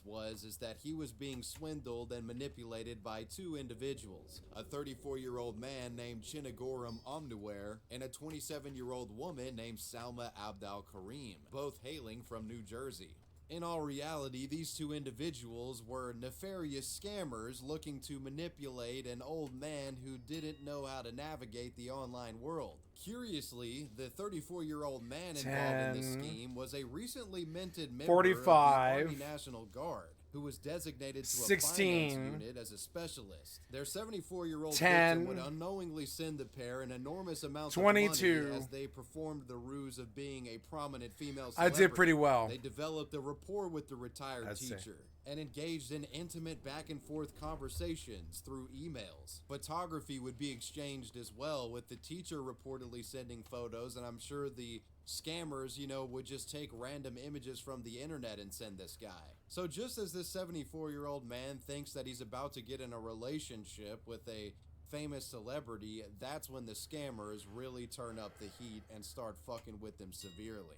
In October of 2023, the 74-year-old man would receive an email from the email address unitedstates.fb28373@gmail.com. This was an email claiming that the celebrity he had been messaging would be suing him for sexual harassment. However, the email would clarify that they would be willing to settle out of court for a small price. And needless to say, the scammers were behind this as well. The senior citizen would fall for the trap and sent over several checks over the course of 3 days to who he thought was the United States FBI. One check for $4,500 was made out to a company that was registered to the man involved in the scam. Another was issued to, quote, Agent Salma Abdal Karim, which, if you didn't notice, was the name of the female scammer. The man would mail this check out to the address they gave him, making it payable to the FBI. But when he informed the fake FBI Making it email payable that he had to the sent the FBI. check, he was scolded by the account, because naturally they couldn't take this check to the bank if it was issued to the FBI. Because of this action, they would then threaten to raise the amount that he had to pay them, the scammers increasing the penalty to $40,000. On October 5th, 2023, the Tennessee man would travel to his bank in Johnson City, Tennessee, and retrieve a cashier's check for $41,000. $40,000. He would then send the check to an address in Tacoma Park, Maryland. And even after doing this, they still pressed for more money, as he would be instructed to send another check, this time for $25,000 to the female scammer in New Jersey. So we got this guy. Now we just, we just tell him, keep going, keep paying, or you're fucked, and just see how much we can get. And if he gives us all our money, or he gives us all his money, then woe betide. It's so extensive that the retired teacher had to take out a $25,000 loan against his personal vehicle in order to free up enough funds to pay them. It's been reported that by the time this was all said and done, the scammers had extracted over $90,000 from this poor man. With this insurmountable debt piling up and feeling as if he was about to get sued, the elderly man didn't see a way out of his circumstances. And on October 23rd of 2023, he made the decision to take his own life. The man was discovered dead sometime later in his home. And that probably sicked the whole world on these people. He was like, well, they killed my life, so you guys go get them, right? And he killed himself to get them to go after these people. Shot himself. Initially, everyone was confused as to why he would take such an action, as on the surface, because he couldn't get help. He probably told the cops, he probably told his family, he told everybody who cared to listen, and nobody was like, I'm gonna go fix it for you. Nobody did. And so he was like, well, I'm gonna kill myself unless you don't fucking fix it. And so he did. He killed himself. And now they probably went and fixed it, I bet. He was a pretty well-adjusted and happy. His idea was probably that I have to save somebody else from this problem. Guy. But the truth of what had transpired and the scammers that had tormented this guy, all of it would come to light. 2 days after his death, the family of the deceased man would bring his Here we go, and these guys probably got chased by Interpol. Electronic tablet to the authorities, as they were concerned after discovering the email exchanges between the elderly man and the predatory scammers that were taking advantage of him. Investigators would comb through the emails and find evidence of such a scam, which convinced law enforcement that the extortion was the result of the man's self-inflicted death. Naturally, the next move was to identify the scammers and bring them to justice. Now, usually romance scams are hard to prosecute because the perpetrators are located in different countries most of the time, and you have to go about a lengthy process of extraditing them and finding them, which can oftentimes prove to be impossible. However, in this case, the perpetrators of the scam were in New Jersey, and they had given the man their government names on checks.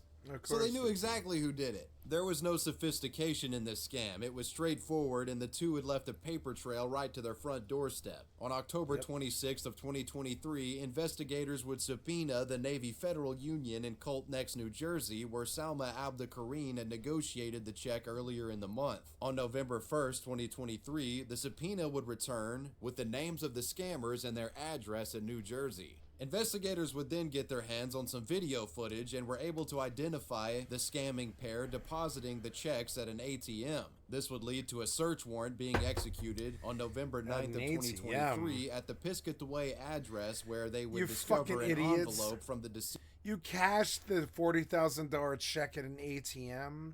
I would not have done that. I would have been like, I'm gonna go to the bank. Victim that was, I guess the ATM is the bank, addressed to the FBI.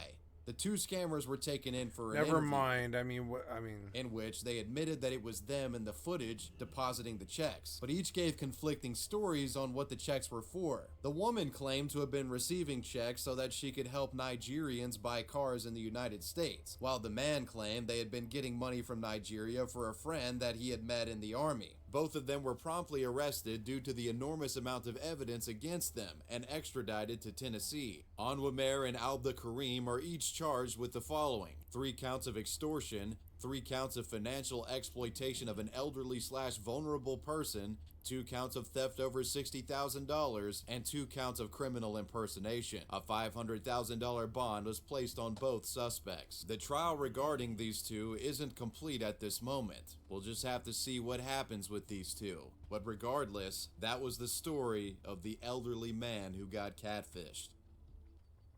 This catfishing story is one of the most disturbing cases that I've seen personally. It involves an 18-year-old collegiate football player getting catfished, and in the process of this, somebody gets killed. In April of 2021, Isimeme Atute was an 18-year-old freshman linebacker for Virginia Tech University. The 18-year-old was an early enrollee, which meant that he had skipped the second semester of his senior year of high school so that he could enroll in college early. Isimeme was a gifted athlete and had physical prowess, standing at 6'3" and weighing 220 pounds. While excited to start practicing for football and meeting his teammates, unfortunately for Isimeme, the COVID-19 pandemic would happen, basically putting everybody into isolation. Yes, unfortunately, the new college student didn't have much time to make friends due to him spending most of the time in isolation due to the COVID-19 virus. But as the rules around the pandemic began to loosen up, Atute would find some companionship in other regards, as Atute would start hitting up girls on Tinder. On Tinder, the college athlete would match with a woman named Angie Renee, who had described herself in her profile as a 28-year-old physician at a family health clinic. As the two exchanged messages with each other, flirting would evolve into them wanting to meet up in real life. Before meeting up though, Angie would convey to Isimeme in messages that they had to keep the relationship low profile as she didn't want anybody from her work to find out,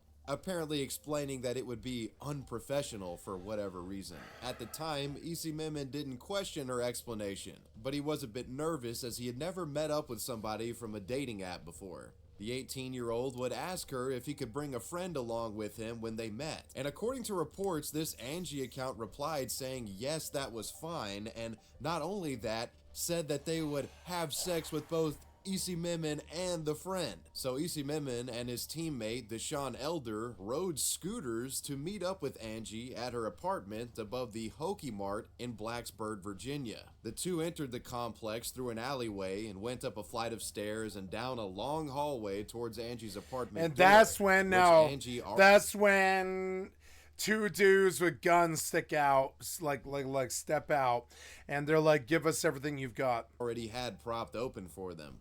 A quote from Deshaun Elder reflecting on this situation, quote, "I was scared instantly. It was just dark and I didn't really like the whole atmosphere. And yes, this situation, which has been described by testimony given from Deshaun Elder and Atute after the fact, it does seem like quite the dark scenario. So according to testimony, the apartment room was incredibly dark with only some light creeping through the kitchen window. And it said Angie would come out and her face was cloaked with a sweatshirt. It's starting to sound like some Eyes Wide Shut type shit, you know what I'm saying? Angie would then lead Atute and his teammate to her bedroom. And while they were being escorted, Deshaun Elder really got a bad feeling about all this and dipped out of the apartment, leaving Atute by himself. Now, Atute, though, he was still willing to see all of this out. He would follow Angie into her bedroom, to which Angie would then go on to perform oral sex on the 18-year-old. Angie would proceed to give Atute fellatio within the poorly lit space for approximately 7 to 8 minutes. Meanwhile, Deshaun Elder, who was still in the area, started to feel as if he needed to go back and check on Atute, thinking that something bad could have happened to him. So he goes back into the apartment and checks on his friend. Hearing Deshaun Elder approaching, Atute pulled his pants up and met his friend. Angie, still masqueraded, would give Atute $50 and the football players were sent on their way. Now, it goes without saying this was quite the bizarre and unsettling situation. What? I mean, Atute pretty much got head from a stranger claiming to be a woman wearing a fucking mask, essentially. Atute would head home and tell his fellow teammates about the bizarre experience that he had. Some teammates got hype about it, but others were sort of concerned like, dude, you could have gotten an STD or something here. Some even questioned like, bro, was it even a woman? Like, did you see her face? The latter in particular there would become a big joking point that the teammates would tease Atute with. Did like, you see her you could have face? actually just gotten head from a dude. Yeah, you but probably Atute did. would write all of this teasing off as a joke and was pretty sure that it was a chick. He since said, quote, I was still sure it was a female, but it was possible.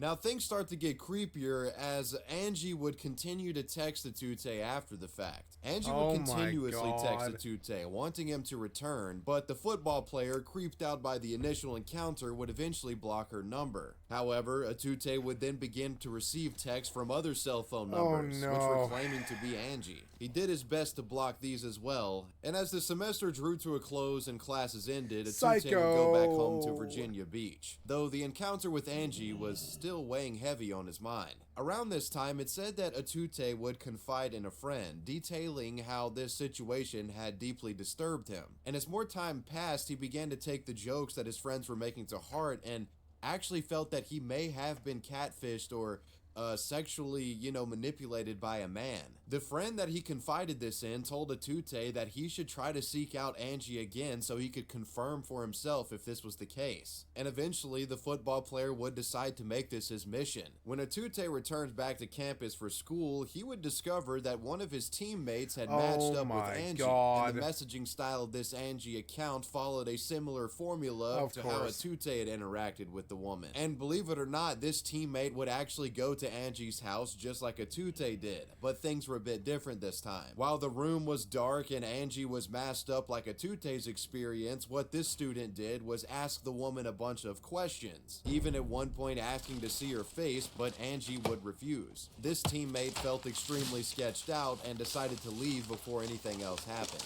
After the fact, Angie would angrily text this teammate later and claim that if he was worried about the legitimacy of her operation, he should talk to Atute, claiming that he would vouch for her.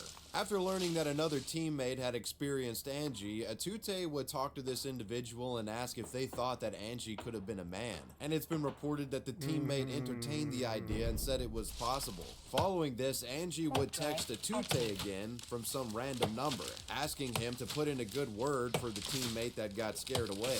And Atute saw this as his opportunity to get closure on the situation. He was going to find out the truth about Angie. So him and his teammates grouped up and would go to the Angie apartment to find out once and for all the truth about this person. So Atute would go meet Angie again on May 31st of 2021 with his teammates waiting for him outside. He entered the apartment. It was the same setup. All lights were off. Angie would lead him to the bedroom with their face veiled, and once in the bedroom, Atute would activate his plan. Now, it said at this point, Atute reached out to put his hand on the woman's lower region, and Angie grabs his hand and puts it on her crotch. And well, Angie wasn't to her after all. There was a penis to be found there. Now at this point, things start to get violent. Etute would panic after this realization, reaching for his phone and turning on the flashlight, directing the light at Angie's face, only to find a middle-aged man with short dark hair and stubble. Testimony describing the encounter, Etute says, "Why didn't you tell me you was a man?" Completely freaked out and disgusted, it's alleged that Etute slapped Angie's hand away from him and punched Angie in the jaw, knocking them to the floor. Etute allegedly continued to pummel Angie as the middle-aged man laid prone on the ground. Etute would then allegedly kick the catfish twice and run for the door, leaving a trail of bloody footprints. The group would leave Angie on the ground bloodied up. They left the apartment. Nobody called the police about the matter. Reflecting on this, Etute has said, quote, "I wouldn't even say I was angry. I was destroyed. I just felt violated and lied to and just tricked into doing sexual acts." Yes, what this violent encounter revealed is that there never really was an Angie.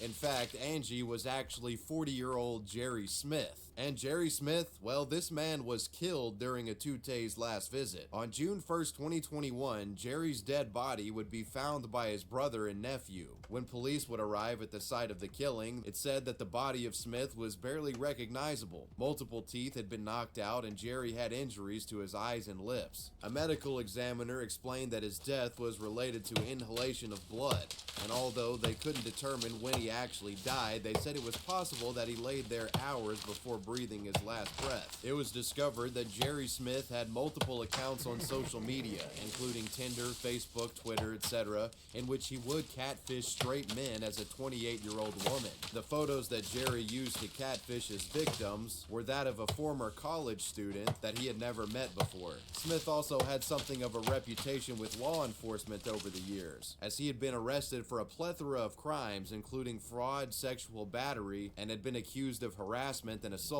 on several occasions. Smith was also involved in another situation similar to this, in which a mother had caught her underage son messaging a woman named Angie, occurring on Facebook in 2015. This woman would hire a private investigator to track down Jerry, but charges were never filed over the matter. So now that we have an idea of who Angie really was, what would happen to Etute? Would this be considered murder or some form of self-defense? Etute would first be implicated for the killing of Mr. Smith, as security footage was able to capture Etute dashing out of the apartment, and the blood-soaked footprints were noted within Jerry's room. As a result of this evidence, police would arrest Etute 2 days later. When police arrived to pick him up, Ismail and Etute immediately knew why they had come. In the interrogation, Ismail and Etute would explain that he found himself upset in the moment because, in his words, quote, he got his dick sucked by a dude, unquote. When told about Jerry Smith's death, Etute broke down into tears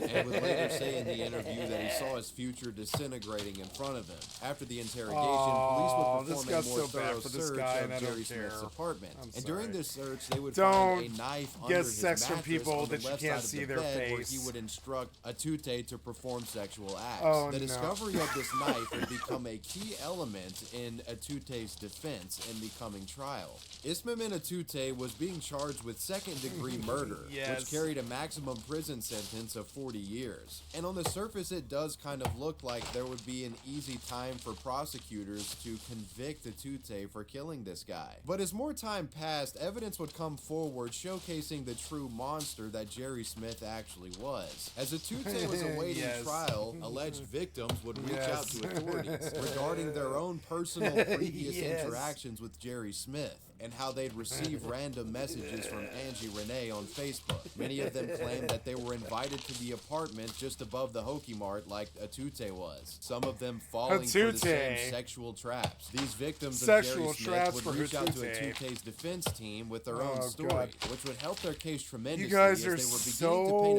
a fucking weird that you'll sleep with somebody that you can't even see their face, and then you wonder why it went badly. And yes, it was a dude. It was always a dude.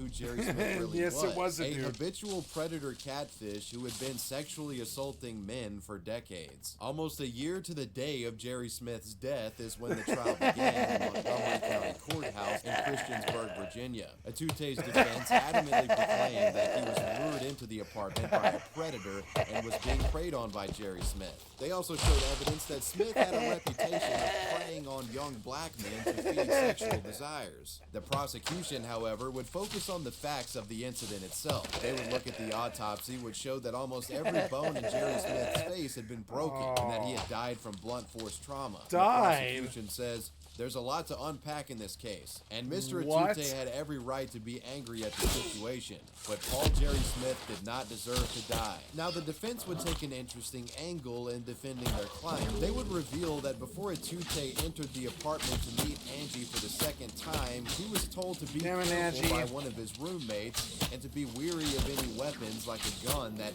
Angie may have hidden. The defense would argue that during the altercation, Jerry Smith would reach back towards the bed, and Attutte thought this action was Jerry Smith pulling out a hidden gun. Therefore, the prosecution's point of Attutte just turning around and running away was off the table, because if Jerry had a gun, then Attutte was vulnerable and couldn't just make his exit peacefully. So they claim it's the thought of this threat of a gun that sort of made it self-defense. And although Attutte was unaware of the knife underneath the mattress, defense argued the fact that if it was there, it at least shows that Jerry Smith was potentially dangerous. And of course, Jerry Smith's past was brought up by the defense, with them essentially painting the man as a repeat serial sexual offender. Attutte would testify himself at one point in the trial, stating, quote, "I was destroyed. I would never intentionally try to harm anyone, especially to the point of death, ever. I've never gotten into a fight my whole life, and those were not my intentions at all." In closing arguments, his defense attorney would explain that Attutte would be the type of son he would like to have,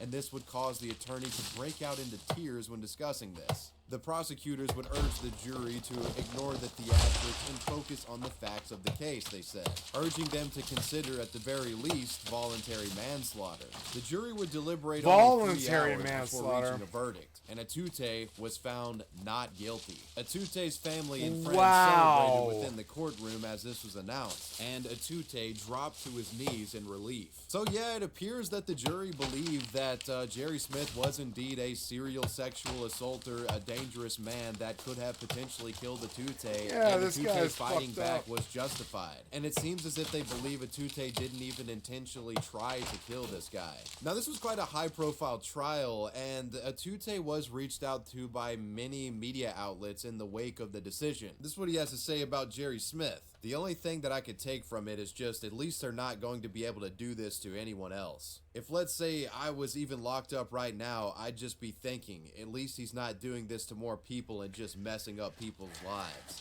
After all this was finally said and done, Attutte would live out his life as a normal college student and would go on to play football. Attutte would find a spot on the football team roster for Iowa Western Junior College, where he plays to this day. His first year on the team, they would win a junior college national championship, finishing with a 10-2 record. Final word from Attutte: "I never would have thought I'd be responsible for taking a life. I always feel bad about it, but at the same time, I just try to move forward. I ask for forgiveness every day." Oh god, that destroyed his life.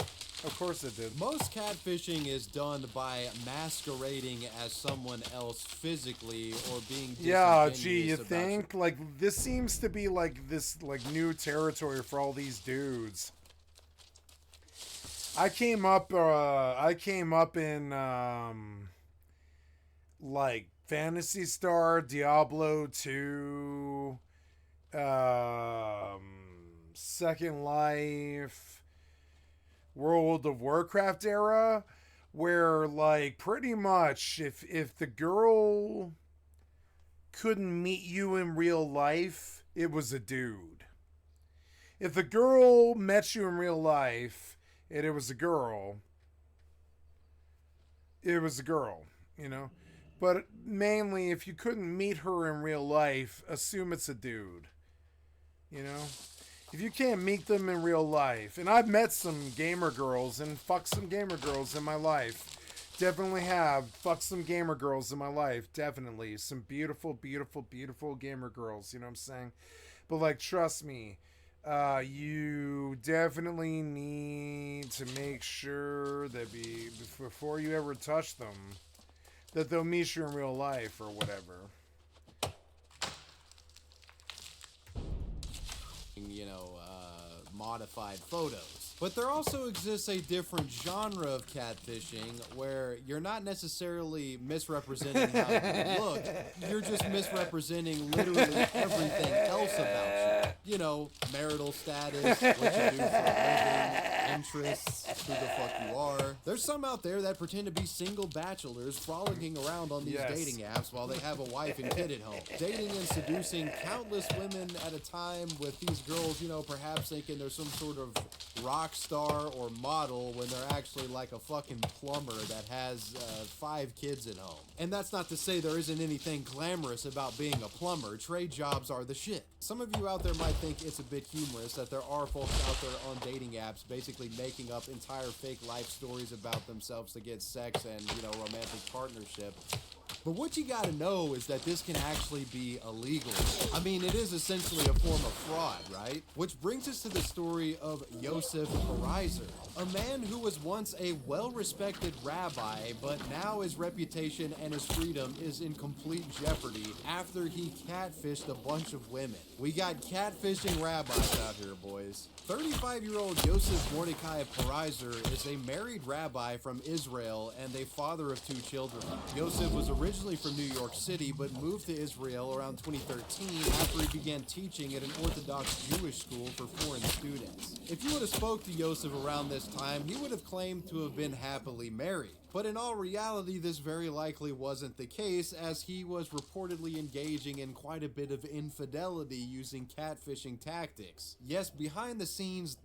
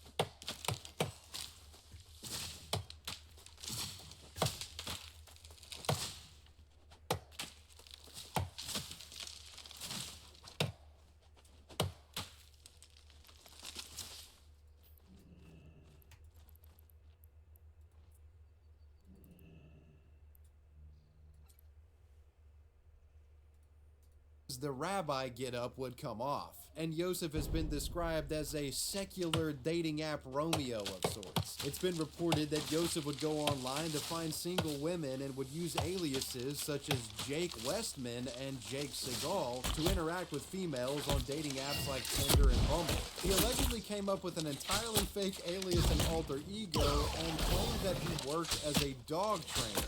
Yosef is alleged of talking to these women in an effort to seduce them and saying that he wanted to start long-term romantic partnerships with them, all while having a whole wife and kids. It's been reported that one of the girls that he dated while using his dog trainer alter ego went so well that he actually met the parents of this woman, but things fell apart after the mother of the woman grew worried after meeting him in person. She felt suspicious of the guy, let's just say that. As any mother with too much spare time would, she decided to research everything that she possibly could about this dog trainer guy online.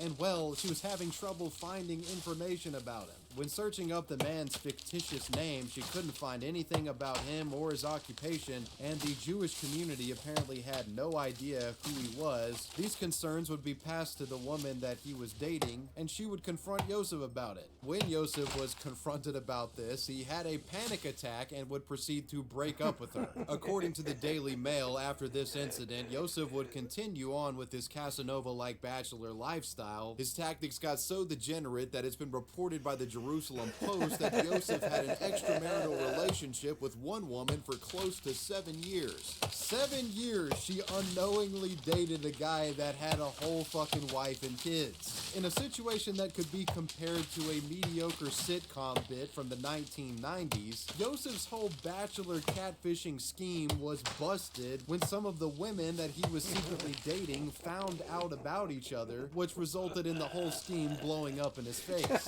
Yosef was playing fast and loose with these girls, and eventually when enough of them got suspicious, they started digging into him and they found each other. A few of the women began to notice red flags while dating Yosef, as he reportedly never invited them to his apartment, and he very rarely would spend weekends with them, claiming that he had to observe the Jewish Sabbath with his roommates, which I could only presume was his actual family. It's been reported that after Yosef's alleged victims found one another, they had an emotionally charged conversation about being hoodwinked, and then decided it would be best to band together to confront the rabbi. So they teamed up and confronted him on his bullshit. When confronted, Yosef tried to explain that he suffered from depression and attempted to still conceal his real identity, even after the girls had figured him out. And at this point, the women only thought that Yosef was a serial cheater. They didn't even really know about the rabbi part and him having a family, and when they decided that element of the story, that's when they went public and went to the media. Oh, and did they have some allegations to put against the guy?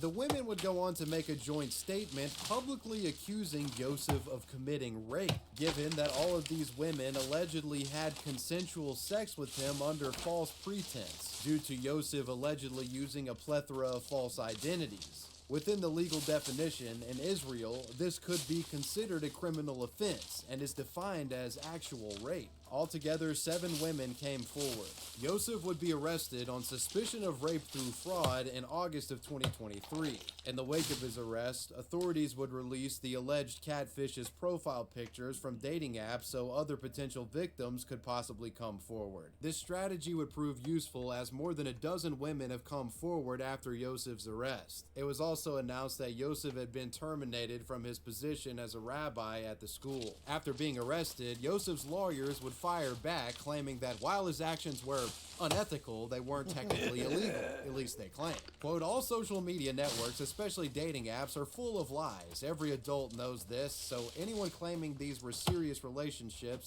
lacks logic and common sense. Quote, once we have all the material for the case, we will be able to prove that. It wouldn't be long before even more women would come forward, and an indictment was filed against Yosef, alleging him of deceiving 30 women into simultaneous relationships while using a different persona. And as of September 2023, his custody was extended by the court. Given the tumultuous ongoing events that are happening in Israel right now, the story has gone cold, so there's not been any big updates regarding it. We'll just have to see what happens with the married rabbi that allegedly catfished over 30 women in a span of 10 years.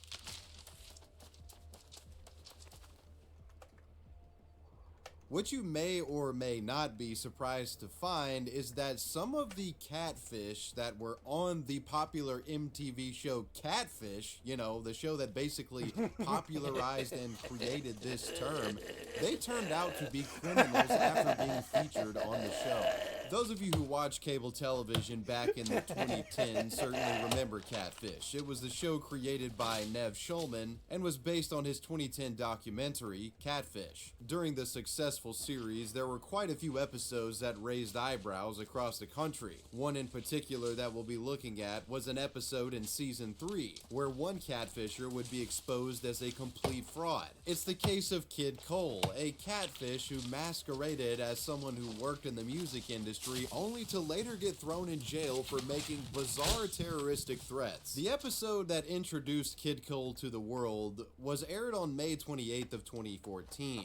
In this episode, a young woman named Lucille from Philadelphia, Pennsylvania, reaches out to Nev Schulman and his team after growing weary of Kid Cole, a self-described music producer who she had met online and had been working with for some time. Apparently, this woman developed somewhat of a big brother, little sister dynamic with Cole. Lucille aspired to get into the music industry, and Kid Cole claimed he was an insider that could make that happen and act as her mentor. Lucille was told by Kid Cole that he was signed to Kanye West's record label Good Music at the time. The two would first interact after Lucille had listened to a few of his beats posted to SoundCloud. Feeling like Kid Cole had talent, she reached out to him on Twitter, which resulted in them becoming online friends of sorts. But Kid Cole, let's just say he was no friend. For all intents and purposes, Lucille would be conned into aiding Kid Cole in his work as a, quote, music producer, fronting the man money for his totally legit business ordeals, which were managed by his totally legit manager,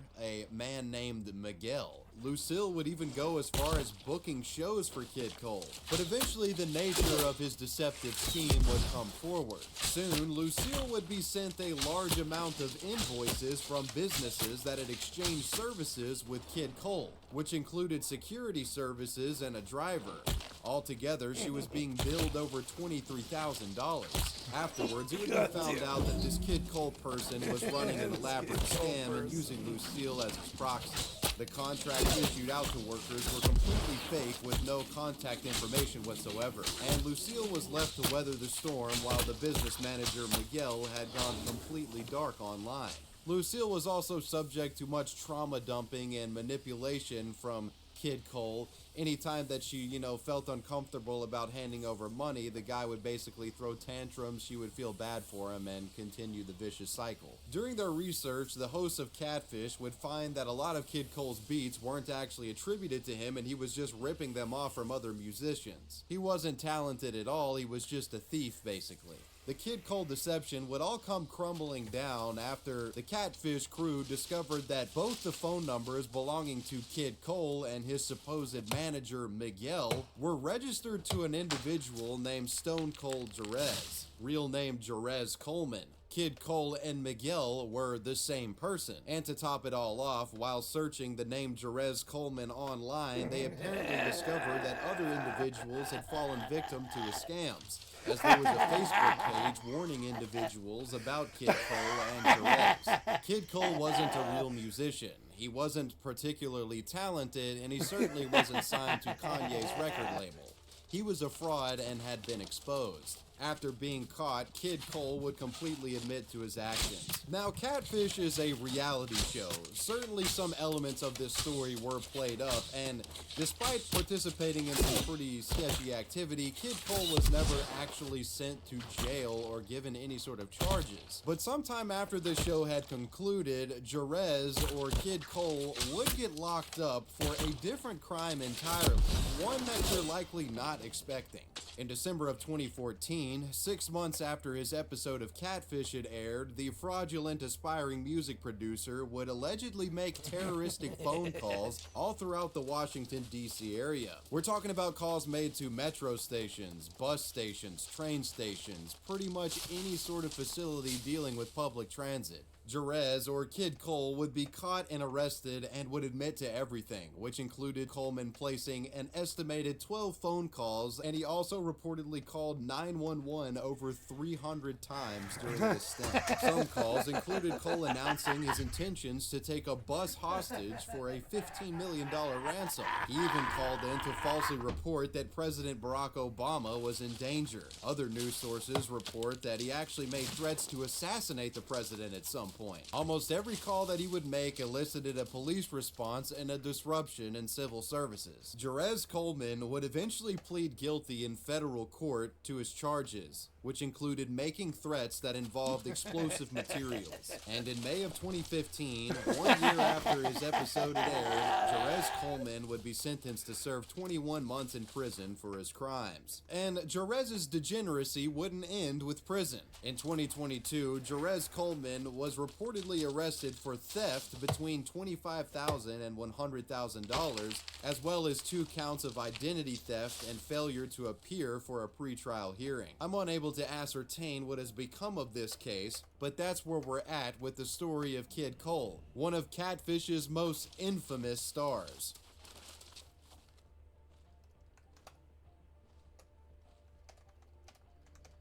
One such disturbing catfishing case occurred somewhat recently. It involves a police officer posing as a 17-year-old boy in an effort to kidnap a 13-year-old girl. And the outcome of this monstrous endeavor is worse than you could ever imagine. Let's introduce our depraved perpetrator, Austin Lee Edwards. Austin Lee Edwards, 28 years old at the time, worked as a policeman. He began his tenure with the Virginia State Police Department in July of 2021. The man was subjected to a background check upon hiring, but despite having something of a dubious personal history, which we'll discuss shortly, Edwards was hired as a cop. During his time as an officer, he was subjected to monthly performance evaluations. During these evaluations, the man showed no signs of any sort of disturbing behavior that would trigger an internal investigation, and Austin Edwards would be allowed to find more work as an officer after leaving the Virginia State Police. You see, Austin Edwards had a devious history of personal misconduct. This misconduct culminating in an intense perversion that wasn't observable in plain sight as it was hidden online. Throughout the years, Austin Edwards would habitually message underage girls. During one instance in October of 2014, Edwards would interact with a minor that was only 13 years old at the time that he had met on Omegle. The two would exchange over 4,000 messages with each other over the next 2 years. One message reportedly sent by Edwards on November 6th of 2014 read, "Did I tell you I went trick-or-treating? I totally did. Am 20. The 13-year-old girl writes back, "Me too." Nothing creepy going on here, right? It wouldn't be long before Austin Edwards' conversation with this minor would regress from funny memes and trick-or-treating updates to far more inappropriate content as the two began talking in Skype calls where Edwards would make things abhorrently sexual, with the man going as far as allegedly masturbating on these calls and begging the young minor to undress. Doing so quite aggressively, might I add. "Yo, what the fuck? I said I wanted tits waiting on me when I got back." The girl reportedly replied, "I'm sorry."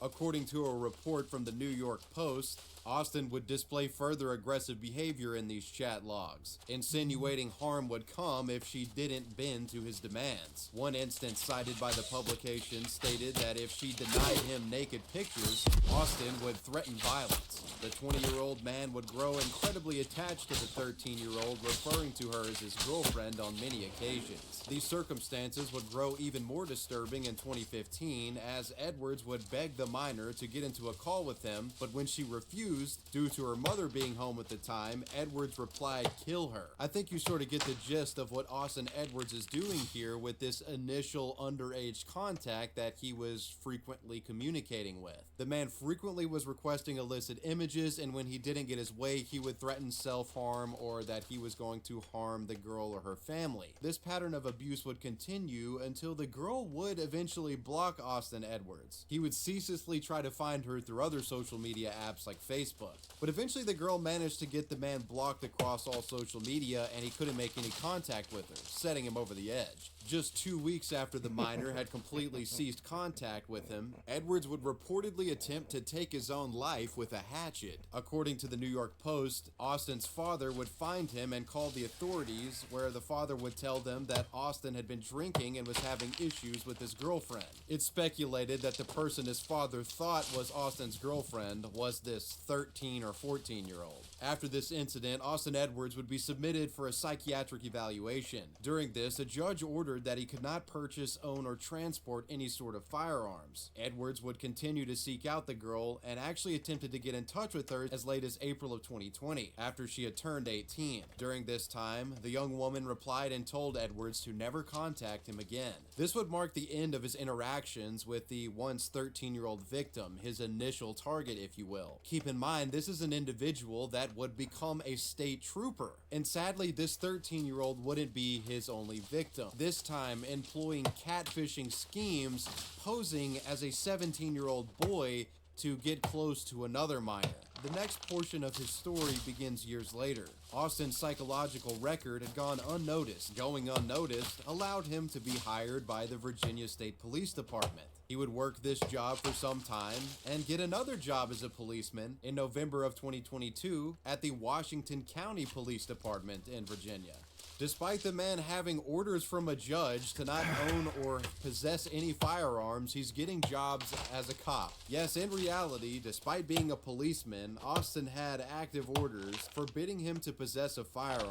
There was no legal record of any sort of petition against this order or anything about it being overturned. The police departments had just completely overlooked it, or they just didn't care. So basically, this groomer slash pedophile who had been scouring the internet for possible underage victims that he could manipulate and entangle in his deceitful game of cat and mouse was able to work not only with firearms, but was in an authoritative position that could allow him to take even further advantage of victims. And that's exactly what he would do. Austin Edwards was able to continue his disgusting career as a virtual predator, and was now cloaked with an online persona portraying himself as a 17-year-old teenage boy, which made it even easier for him to approach underage girls. Working as a policeman and moonlighting as a predator, Austin Edwards, behind closed doors, would message young minors and take advantage of them in various ways. One such instance of this is the tragic case of a 15-year-old girl from Riverside, California. No. This girl's name is not publicly known, but what Austin would do to this girl and her family would become national news. Online, Austin Edwards would exchange information with this girl to the point where he found out exactly where she lived. And in late November of 2022, Austin decided to evolve from a virtual predator to a real-life one,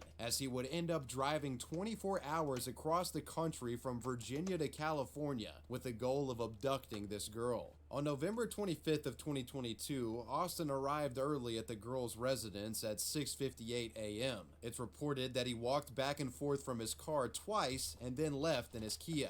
This initial visit likely some sort of scouting mission by the man. A couple hours later, Austin would return to the property at 9 a.m.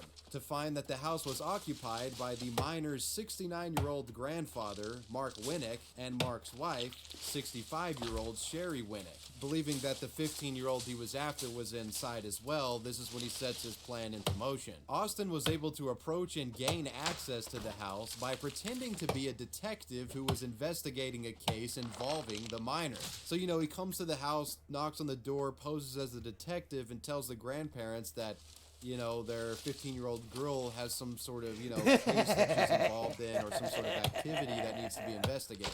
The family was panicked at first, as the alleged detective showed his badge and badge number and requested to speak to the 15-year-old immediately. However, the girl wasn't actually at home at the time. She was out with her sister and her mother being 38-year-old Brooke Winnick. After discovering this, Austin, posing as a detective, demanded that the grandparents immediately get in touch with the mother and the girl so that he could presumably get them to come back home and he could kidnap her. He said it was an urgent investigation that had to be dealt with immediately. So grandmother Sherry would get in touch with Brooke on the phone. And in this conversation, it was decided that Brooke would drop off the younger daughter at her house and bring the 15-year-old that Austin was after to the grandparents' house so they could have a sort of interrogation / questioning of the 15-year-old. And sometime later, Sherry and the 15-year-old daughter would arrive. It's important to note that during this entire encounter, grandmother Sherry is actually on the phone with her other daughter named Michelle Blandon. So there is like a third party listening in to what's going on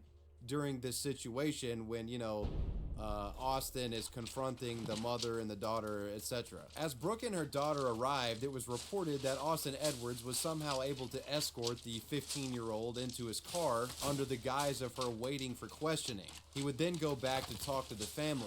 There, he reportedly revealed that he had pictures of the interior of the house and wanted to confiscate the family's cell phones. At this time, as Sherry was on the phone with her other daughter, Michelle, Austin Edwards intervened, grabbing the phone, and was able to take it and talk to her. The call log says, quote, "I'm here with your mom. She's kind of being anxious and freaking out." Michelle Blandon says, "My mother wants to be cooperative." Austin says, quote, "Everything is going to be okay. Everything is going to be okay." Austin Edwards then asked to be shown the 15-year-old's room. At this point, he hung up the phone with Michelle. Michelle would try to call again, but there would be no answer. And sometime shortly after Michelle getting off the phone with Austin Edwards, that's when this tale takes a dark turn. As Austin Edwards would methodically proceed to end the lives of the mother, the grandfather, and the grandmother grandmother in the front entryway of the house. While this horrific act was underway, the young girl who had been patiently waiting in Austin's car decided to get out and investigate what was taking so long for the questioning. She went back inside the house to see what the holdup was, and there she saw a horrific sight, as Edwards had murdered the young girl's mother by slitting her throat, and he had hog-tied her grandparents together and placed bags over their heads. The whole family was dead. Austin Edwards would then set the house on fire while holding the girl at gunpoint, to which he would then take her back to the car and drive away. Austin Edwards was now an at-large murderous catfish fugitive with a kidnapped girl in his possession. At some point during Austin's grisly visit to the miner's home, one of the neighbors observed the disturbance and called the police, as Austin's Kia was actually parked in their driveway. The neighbor also reported having watched Edwards open the back passenger door of the vehicle and saw him rushing the neighbor's daughter into the vehicle, claiming they heard her say, "Help me." As Austin was driving away, that's when they called police. When police were on their way, they began to receive other calls about a fire that was being observed in the neighborhood. After arriving, authorities would find confirmation that something truly foul had occurred. All three victims of Austin's wrath were found in the front entryway. Police and fire would take them outside, but unfortunately all three were no longer breathing and resuscitation measures had no effect. It didn't take long to determine that they had been murdered and that the fire was intentionally started and that the girl was missing. Yeah, they had a criminal on their hands and they needed to get him fast. Police had a description of the vehicle, which was a red Kia Soul, and they put out a bulletin for the public to look out for it. Thankfully, a few hours would pass, and officers were able to track down this vehicle in Kelso, California. Upon spotting Edwards driving in the Kia, officers began to pursue. When Austin noticed he was being followed by police, he escalated the situation, pulling out a gun and firing shots at them while driving. A high-speed chase would commence, with Austin exchanging bullets with cops as he's speeding down the highway. Yet as quickly as the chase began, it would end, as at some point during it, Austin, noting a police helicopter above him, looked up to place a shot at this helicopter. But while doing so, he lost control of the vehicle and flung his car off the road, incapacitating it in the process. With his car stalled, police would get out and come in for the arrest. However, the man would never face justice. With the walls closing in around him, it's at this point where Austin would pull the gun on himself and take his own life, with the panicked 15-year-old girl in the vehicle. That's what he did. With sirens blaring all around, the police would get to the door and find the man dead from a self-inflicted gunshot wound.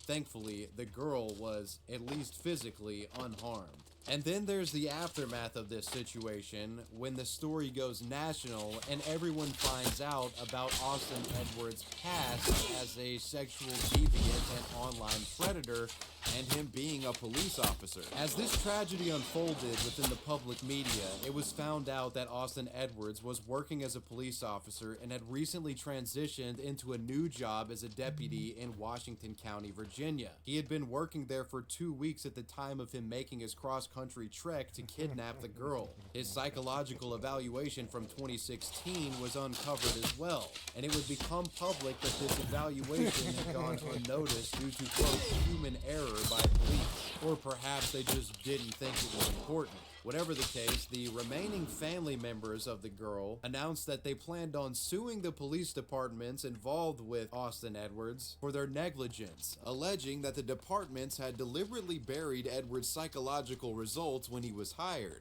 In fact, they were able to obtain a legal notice in which Virginia State Police officials had ordered a mental health evaluation of Edwards after he had disclosed to them the 2016 incident. So it appears that Austin may have at one point told them about what had happened, and they were like, well, let's just do a mental eval to see if you're okay now, and they just let him work there still. Austin's other predatory online escapades were also unearthed as well, and the media would be able to confirm the stories of the former 13-year-old who had been groomed by him back in 2014. It's a shame a fuss wasn't made about this stuff earlier. In regard to the surviving minor and her family, a GoFundMe would be set up to raise money for them. This fundraising attempt would secure over $100,000. On November 16th of 2023, Michelle Blandon, the family member that was on the phone who heard Austin masquerading as a detective in real time, filed a lawsuit in the California Central District against the Washington County Sheriff's Department, multiple members of the staff there, and Austin Edwards' estate. Law and Crime reports this about the details of the case. The heart of the argument against the sheriff's office is that it, quote, did not conduct an adequate investigation into Edwards' background before hiring him, unquote. And if it had done so, quote, they would have learned that he was detained for a psychiatric evaluation in February 2016 after threatening to kill himself and his father, unquote. Michelle Blandon says, quote, I am bringing this lawsuit because my family wants to know how Edwards was hired as a sheriff's deputy and given a gun when the courts expressly ordered he could not possess a firearm. In a statement to the Associated Press, she said, quote, he used his position as a sheriff to gain access to my parents' home where he killed them and my sister. I want the Washington County Sheriff's Office held accountable for giving a mentally unfit person a badge and a gun. The aforementioned lawsuit has provided 4 causes of action and seeks wrongful death damages, survival damages, including pain and suffering, loss of life damages, statutory damages under Golden State law, and attorney fees. And what's likely one of the most disturbing stories involving catfishing, that was the story of Austin Edwards, the murderous cop catfish. Those were the internet's most notorious catfish. Let me know what you guys thought about this video down below in the comments section, and let me know who or what you want me to talk about next. I want to give a major shout out to my patrons. I appreciate you guys. Wavy Web Surf out. Peace.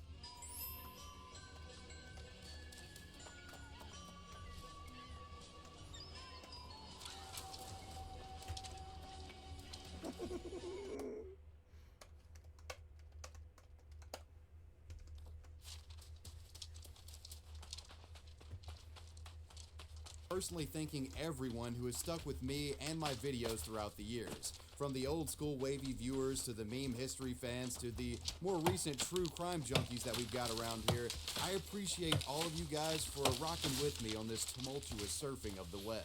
Today's upload is special in that it's not only a celebration of the Wavy Web Surf channel recently passing 1 million subscribers, it also serves as a bit of a Christmas present for you guys at home. With it being the holiday season, I thought I'd slap together a 3-hour supercut of some of my most wholesome and feel-good internet stories. Now, these videos are very special to me, and I would be lying if I told you that I didn't choke up at the editing table while making a lot of them. So if you or someone you know is in need of a dose of positivity, look no further than this supercut. Thank you all for being fans, and I hope you enjoy.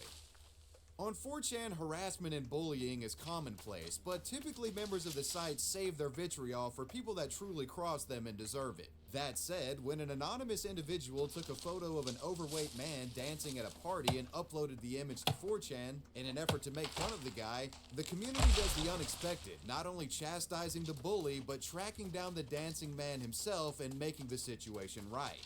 This is the story of 4chan's dancing man. Fair warning, to begin the story, we have to browse through a pretty grimy 4chan thread. A lot of degenerates in this one, so act natural, don't make eye contact, trust me, everything will be fine.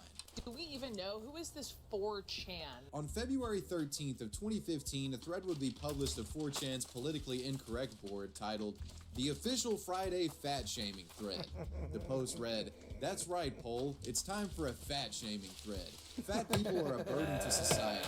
Share your stories and pictures of fat degenerates. Apparently around this time, users of Poll had made it like a weekly ritual on Friday to just gather around and pick on overweight people. It was pretty much a thread full of pictures taken from Google Images and people joking on the folks in these images.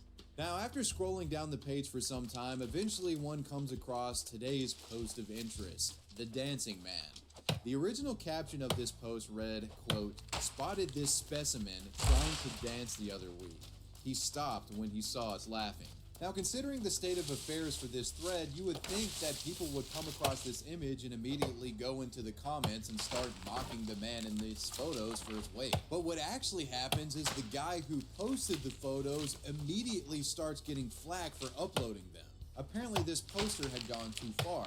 That pic hit me right in the feels. God damn you for adding to that guy's misery. Now, I've been a regular on Poll for years now, and I just have to say that this is not what our culture is about. You, sir, are a foul person. You're a dick. He enjoying himself and burning calories. You really think him being embarrassed and depressed is now going to help him? He's going straight for the cheeseburger to feel better. Yeah, you would think in a nasty thread like this, it's anything goes, but apparently, at least according to these 4chan users, this anonymous poster had crossed the line. After all, this guy was claiming he was out in the real world harassing a guy at a dance party who was just trying to have a little bit of fun. And for what? Just so this guy could be the cool dude on 4chan for 10 minutes? Yeah, bro, that's really gonna get you laid right there. Even the anons on this fat-shaming thread were self-aware enough to realize that this was cringe and lame. And they spoke their mind, really made it a point that this type of IRL creepshot fat-shaming wasn't okay. The creepshot culprit's post was shared across the site where it would continue to incite more outrage amongst 4chan's user base. Check out the response from users of 4chan's B-board. This makes me sad. This guy looks totally fucking alright. Doesn't deserve laughs for trying to dance. Nah, not even funny by B's low standards. I wanna buy that bro a beer. Fuck, just let the guy dance, man. This is how supervillains are created. By March, this injustice was being spread outside of 4chan and across the general web. People expressed the desire to reach out or find the dancing man who was bullied by the anonymous 4chan user. You know, they thought perhaps if they could track the guy down, they could do something that would right the wrong caused by this cheeky 4chan poster who was taking photos of them. Thus begins the spread of #FindDancingMan.